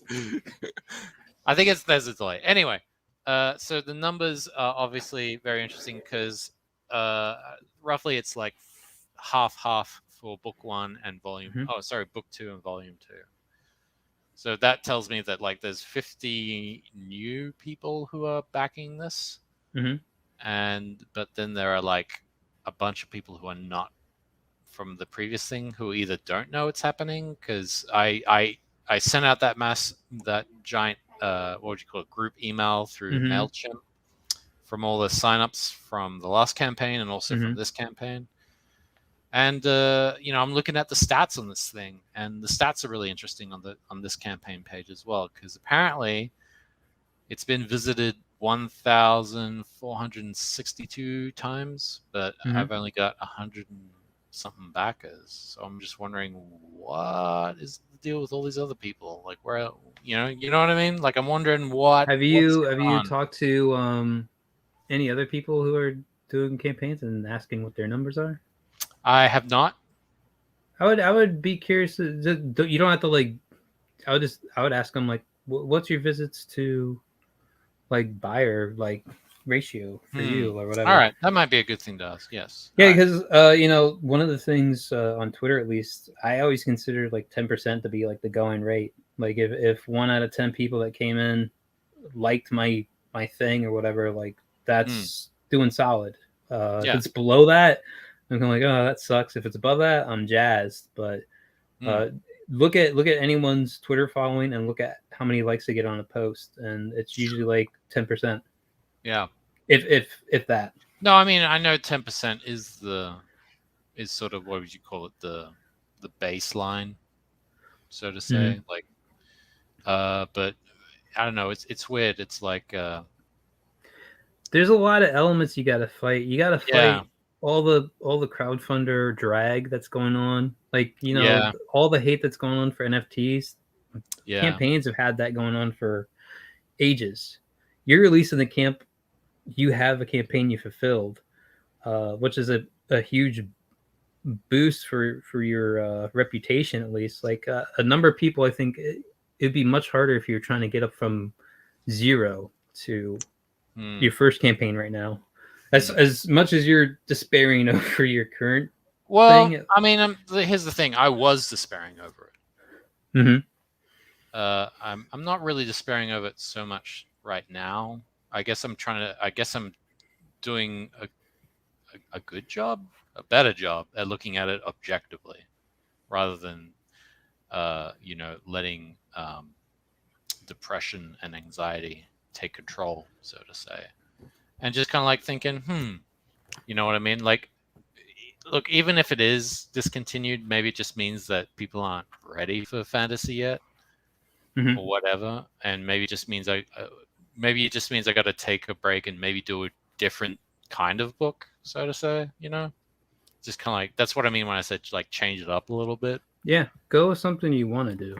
Something you like right. doing, yeah. Or maybe it just means that maybe I got to do like a collab book. I know me and Von Klaus have been talking about that. Maybe it might be something like that. Who knows? But I think whatever the final number is. The other thing is, I'm not going to put this thing in demand. That's another decision I came to. Well, I saw you were going to do like 2 weeks of in demand, just to like anyone. Initially, that's what I said, but I don't. Okay. Not anymore? Like the reason. And the campaign's in the campaign. Yeah, and I'm thinking about, look, Why do you seem upset about this? What? No. I'm all right with that. Like, as long as you have a philosophy you want to stick to, like John Malin does it that way. It's like that's it. And when you do it that way, okay. Let me share my philosophy. Go on. So my thinking is, obviously the book's already done. And all the artwork is done, everything's done more or less, and my thinking is, I just this time I do actually, because obviously last time it took a while to get the book to people. This time I want to get the book to people as quickly as I possibly can, and if I'm with the way things are going, not a bad idea, man. Right. Yeah, I was just talking at the beginning of the stream because to get our tickets to the movie, $11. That's kind of been the going rate. Yeah. And I was surprised. I was like, man, I'm surprised it's not like 15 or more at this point, because we literally drove by a gas station yesterday. Yeah. Gas was $3.59. Drove by it today, $3.79. I was like, holy shit. It's $4 in California, dude. Dude, like my girlfriend freaked out because I just said, holy shit. And she's like, what? Like, she thought a car was coming or something she wasn't seeing, because my reaction was just like, are you kidding me? 20? Like, I'm used to 10-cent increases, 5 cent or something like that. But dude, literally overnight, 20 cents added on. I was like, fuck. Yeah. So, yeah, good. So anyway. Yeah, get your orders in, as soon as you can, is what I'm thinking. I mean, I'm trying to.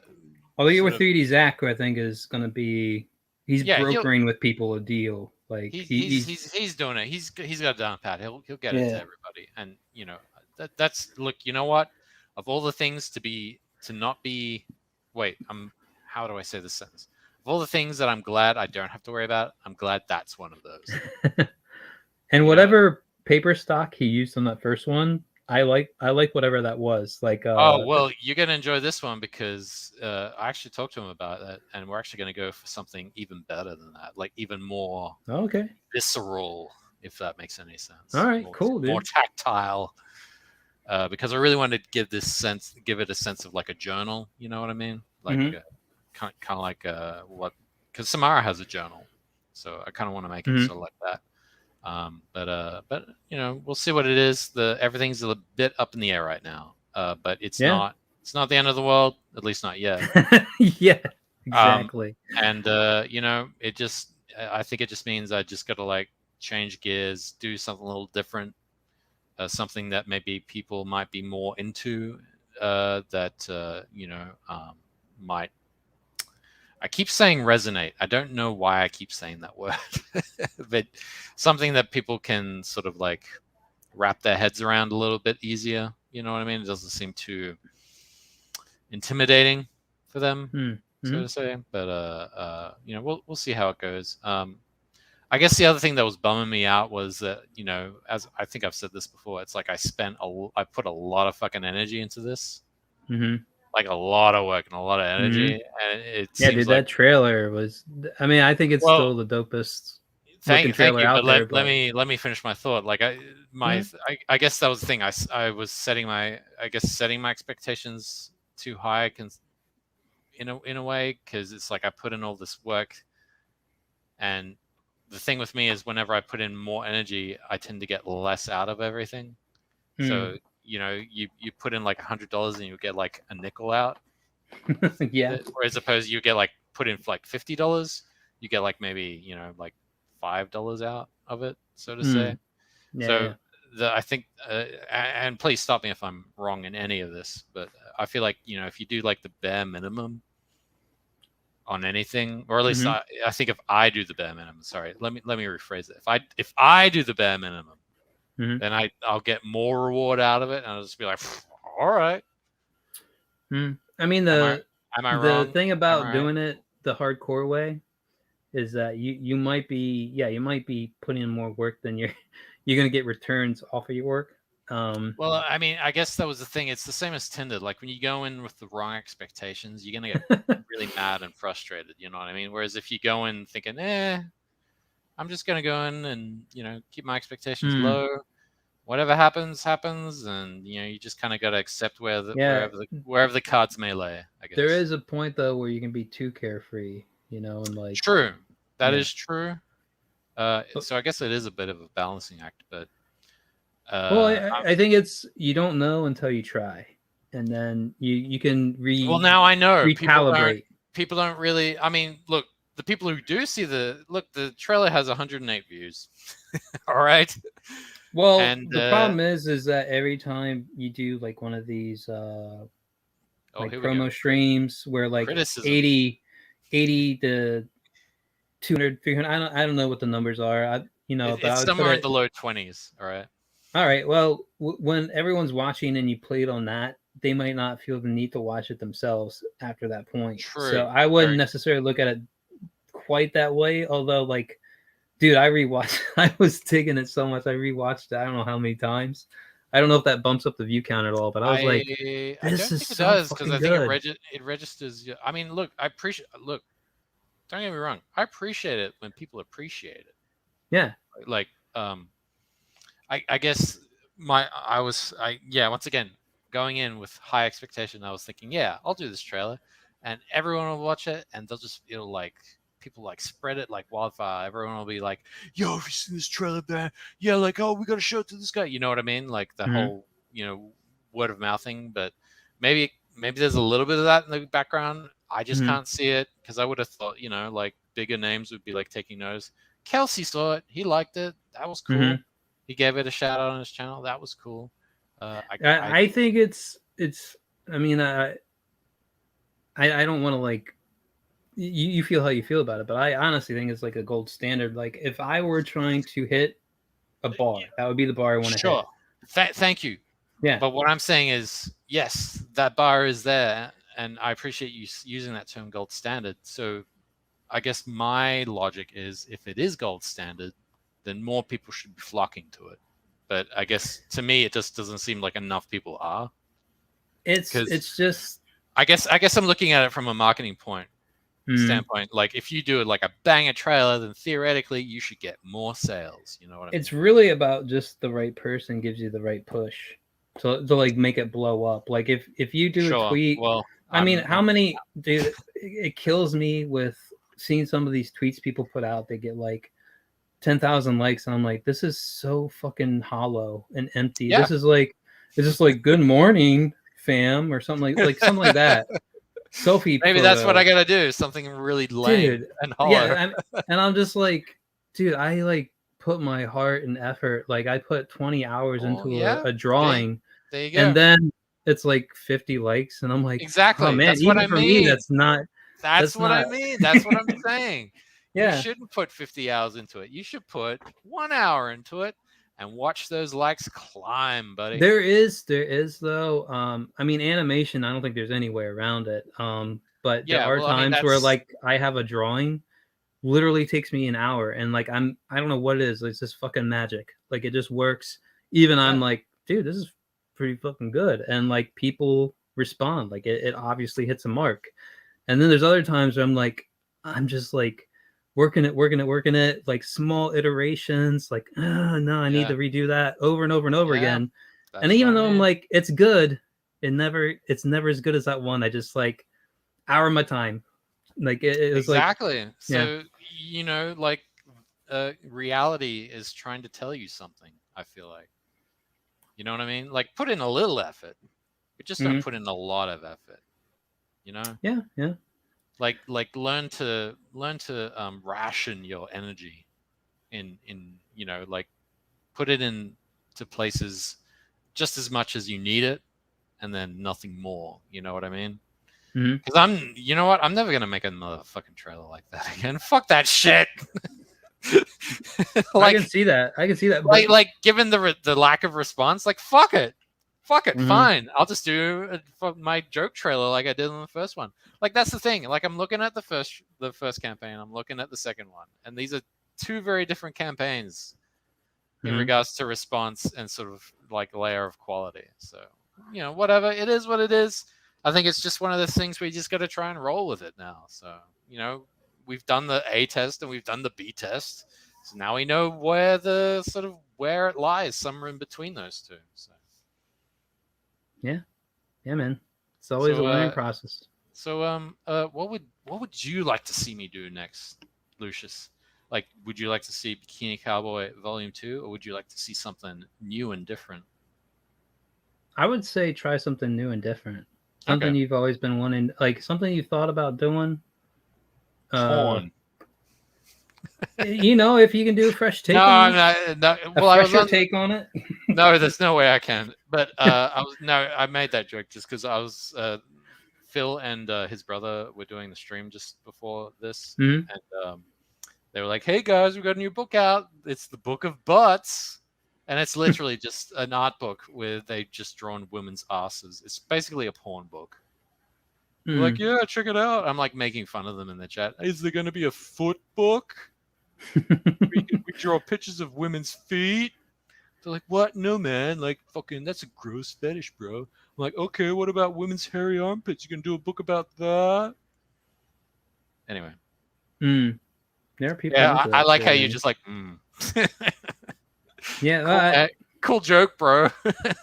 No, I mean fetishes or something. I think people get attached to like something. I don't understand the foot fetish personally. I really don't. Not really, except I can rank feet. Like I'm like Brie Larson's feet. Well, I mean, you can rank feet like you can rank hands. Yeah, and that's another thing too. Is like, and I think it's like more of a telltale sign of like what you're actually looking at, because cosmetic surgery is primarily focused on the face, the breasts, the ass, and abdomen. I would say. Yeah. And then it's just like, what gets left behind? The hands and feet. Yeah. And so if they got like fucking lizard hands and feet, I'm like, I think I'm in for... Normally you put the paper bag on the head, but this time you put it on the hands and the feet. Yeah, let's put mittens and socks on for you. Yeah. Closed-toe shoes all the way. Well, actually, there is. I will say, I would let me. Should I make this admission right now? Should I do this? Maybe not. You might think less of me. Would you? I don't know. Like, all right. I'm just gonna say it's not that bad. I don't think, but tell me if it is. I actually do think it's really sexy to bang a chick where she's like, and I have done it, where she's like completely naked, but all she's wearing is socks and shoes. I think that's fucking hot. Socks and shoes? I can see that. I can see that. I think that's. I don't know if that's a kink or what, but I just think maybe it's an aesthetic. Maybe that's what I'm responding to. But I think that's like super hot, and I have done that once, and it was great. I think there's something to partially clothed element. Like it's got sort of more of a fuck it, we're just going for it sort of thing, or it's just more jazzed up than just completely nude. I mean, I don't. For me, it's just like if it's sex, it's sex. Like it's great. Like it could go wrong, but it's like it's very hard for it to go wrong. For it's like it's as long as it's a chick, like it's of course it's all good, like for me. And obviously, the hotter the better. But I think there are things though, like as you age, you look like unless you're like an Adonis or you're just you got major game and you can pull someone young all the time. Yeah, that was me at one point. But like if you get up in 30s, 40s, I think you start looking at things you didn't used to look at before. Like one of the things that I look at are like necklines and like the clavicle area. Why? Well, here's the thing, because girls who get fucking sunburnt or like they just like always like out in the sun and shit, like their skin gets more leathery, gets more textured. And then there's also like this thing where like one of the things I like is like a tight jawline neckline kind of look. So like, and when you have that like kind of like chickeny like stretched, like like the chin goes. I get you. Yeah, but that happens to all women with age. Like they always get those. Like, not all. So like it's like or whatever the fuck. I will say most of them, yes. So then it becomes more of like the hidden gem and the whole thing. It's like, I don't know, genetics, whatever. You still like you kind of got it tight. You got it cinched up, and it's not like an element I think most people look at. But for me, it's like something. No, I like, noticed.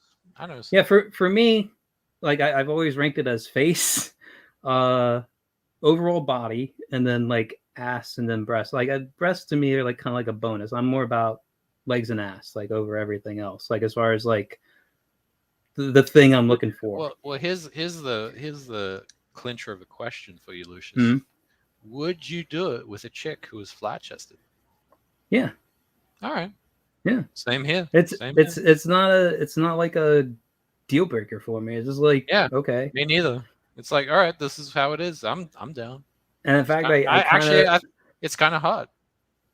And it's just like I can appreciate all sorts of female form.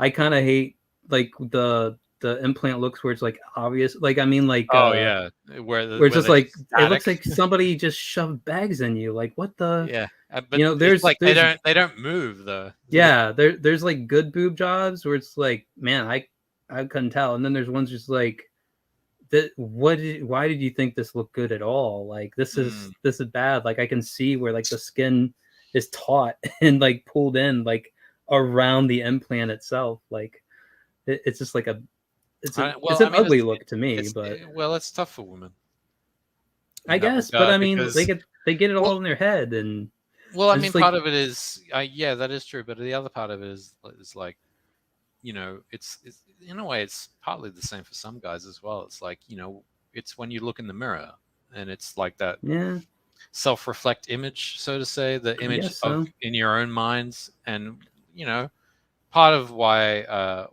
when I was going to the gym quite regularly, I wanted to get kind of cut because and it wasn't because I wanted to like pull the babes, though that would have been like an extra bonus, but it was more for my own self-satisfaction.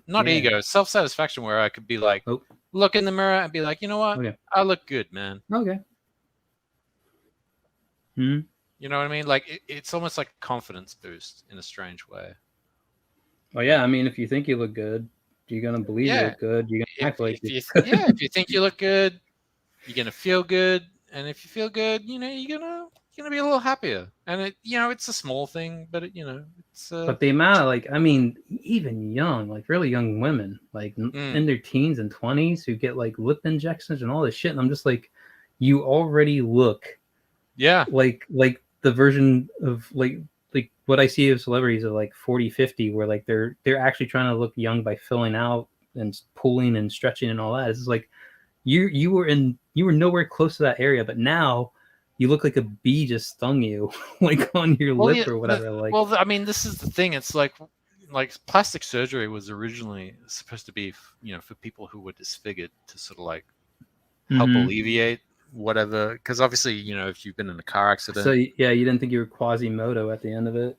Yeah, right. Or you've got a birth defect, and plastic surgery can help fix it a little, so that once again, you can look in the mirror and not, feel like you're a monster. I didn't want to say that, Lucius, but fine. We'll go there. Fuck it. But you know what I mean? But of course, something that was intended for certain people, just like porn was intended for people who couldn't, who were disabled in certain ways, and it was an outlet for them. The normal people go, oh, what's this? We're going to try this, when it wasn't for them initially. And it's the same with plastic surgery and other things. And I don't know. I guess it's human nature to just like do that shit to be like, I want this thing that wasn't intentionally meant for me. I want to do it. Yeah. I mean, I guess we all have our foils, I guess that's one thing as I get older I'm more aware of, and like I have more sympathy or empathy for people I used to like have disdain and wait until you get to my age, then you'll be really you really see what it's all about. Yeah, so we're pretty much at the 2-hour mark. I didn't even plan on going on this long. I thought Batman film, I probably got a good half hour before I run out of gas on it. Yeah. Well, I mean, like, I saw you streaming. I was like, fuck. And so I was well, we I agreed. thought you put the link in my DMs, and I went, No. Yeah, I was like, all I'm right. just gonna put it here, save time, and like anyone who wants to talk about it, I'll talk about it with them, whatever. Well, yeah, because I was drawing on my other computer, like just fixing up some things for book 2, I don't know. and I was like, I listened to YouTube, and I was like clicking on shit, and up came your thing. I was like, oh shit, he's sent me a DM, and I was like, I failed Lucius once again, and so I went there and it wasn't there, and I was like, what the fuck? No, I just saw it. I don't know how many people have seen it, and I don't know how many people reviewed it. And I tipped back a couple drinks. Elden Rings kind of wore me out, and I was like, all right, well, let's fucking talk about Batman. And also, I saw Friday Night Tights. They were talking with Critical Drinker about it or something. Like, I don't know. I didn't even. Yeah, there was some drama going on or something. I didn't even bother to click on it or watch it. I just saw it listed there, and I'm like, oh, I'll play on the name. It'll be Friday Night Blight. I love taking pot shots at my unpopularity and everything. So, yeah, I just played that into it, and more people showed up at the beginning than I thought. And unfortunately, the moment I said spoilers, everyone skedaddled. It was the minute I showed up. That's the real moment. Like, oh no, it's a fresher Luke guy. But there's only so much I think you have to say. Like, I think it was a badass film. I came in with high hopes, and it didn't really disappoint. I think there were parts of it, like, yeah, I would have probably not done that. Is it more emo? I guess so. I guess you could. They have Nirvana's Something in the Way as like one of the only pop song, like I guess you'd say pop culture songs, and inside of it the rest is all like orchestral soundtrack and stuff in the film. And it's like, yeah, you can think of it like the angsty apathy, like what grunge was, to alternative music. That's what this movie is for Batman. Modern grunge. Yeah, and so it's kind of like infused with that, but like I thought the plot was great. I loved the design they did with the Riddler, where he's kind of Zodiac-esque, really stripped down, gritty thing to the character. He's not like the goofy, cartoony. He's like an actual like serial killer criminal. Oh yeah, and like they totally like play it up. I mean, like he hammers these people in the fucking head. Like it's pretty brutal. Like the things that he pulls. Like it's not your Saturday cartoon version of it. Like yeah. Well, that was the thing. Like the Riddler never really showed up in any of the films except the Jim Carrey one. Yeah, he's probably the hardest character to sort of adapt to film. I would say so, yeah. Yeah, because most of his depictions, he's just been like this goofy motherfucker who like spins all these crazy word games. He's like, oh, when is a thing not a thing? Oh. Well, his, or at least the way he's commonly done, his whole thing is the challenge of trying to outwit Batman, like stump him on riddles and stuff like that. Like he wanted to make a fool of him or just show him up and do him in with his wits. And it's just like Batman always had an answer for him, and it just drove him to the point of like he stood over everybody else, and here's the one guy who can like go toe to toe with him and keep up. So Batman. Yeah, I mean the one thing I hate in Batman writing is just like, okay, everyone's like, oh, he's the most relatable because he's human, and also stuff. It's like, okay, he's rich beyond belief. He has like an endless arsenal of shit that's high, like super high tech, beyond like entire fucking departments of the government, which have like brain trust of the brightest people around are working on stuff, and this guy is like beyond them on his own. Like there's nobody like that, and the fact that like his biggest superpower is fucking plot armor. Like I fucking hate, like I hate the Batman. Like I am a Superman fan. I hate the Batman versus Superman fights, just because it's just like somehow he has a plan for everything Superman could do. He can outdo Superman's powers. Like Superman can fucking nuke him from orbit. Okay, like that's Superman. Like is Superman but wait, would the Superman best? you can come over with? That's the thing. The best thing I think I've seen was I think it was John Byrne's original Superman Man of Steel. Batman gets him to submit by saying there's a bomb in the city, and unless you do what I say, and unless you submit to me or whatever, it's going to blow up. And he's kind of like an unknown figure. He's seen as this dark vigilante, in and out of the law, don't know where he exactly stands. So Superman doesn't know how to take it. And the bomb was actually on Batman. Like, so no one else was going to get hurt. He wasn't telling a lie. Like, I guess Superman was like, I can tell you're not lying to me because of your heart rate or something like that, where he's like, I know he's not lying to me. And so he plays it safe. But it's like the whole time, like he was preying on Superman's goodness. And it's like, that makes way more sense than like this whole like, oh, I got a kryptonite something or the other in my back pocket. I got a kryptonite dildo, and you I have bend kryptonite, over, and I'm gonna give it to you, buddy. Just like in that recent comic where like Superman got. Reamed by the Russian or stand-in Russians or whatever. Yeah, the stand-in Russians. And I was like, wait, why couldn't they just make a kryptonite dildo and just violate him that way? Like, what the fuck? Dan fans just like, saying DC editors right now, write that down. So fucking like, why would you do that to your main? Look, I would actually have more respect if they actually had that much creativity. You know what I mean? But they didn't.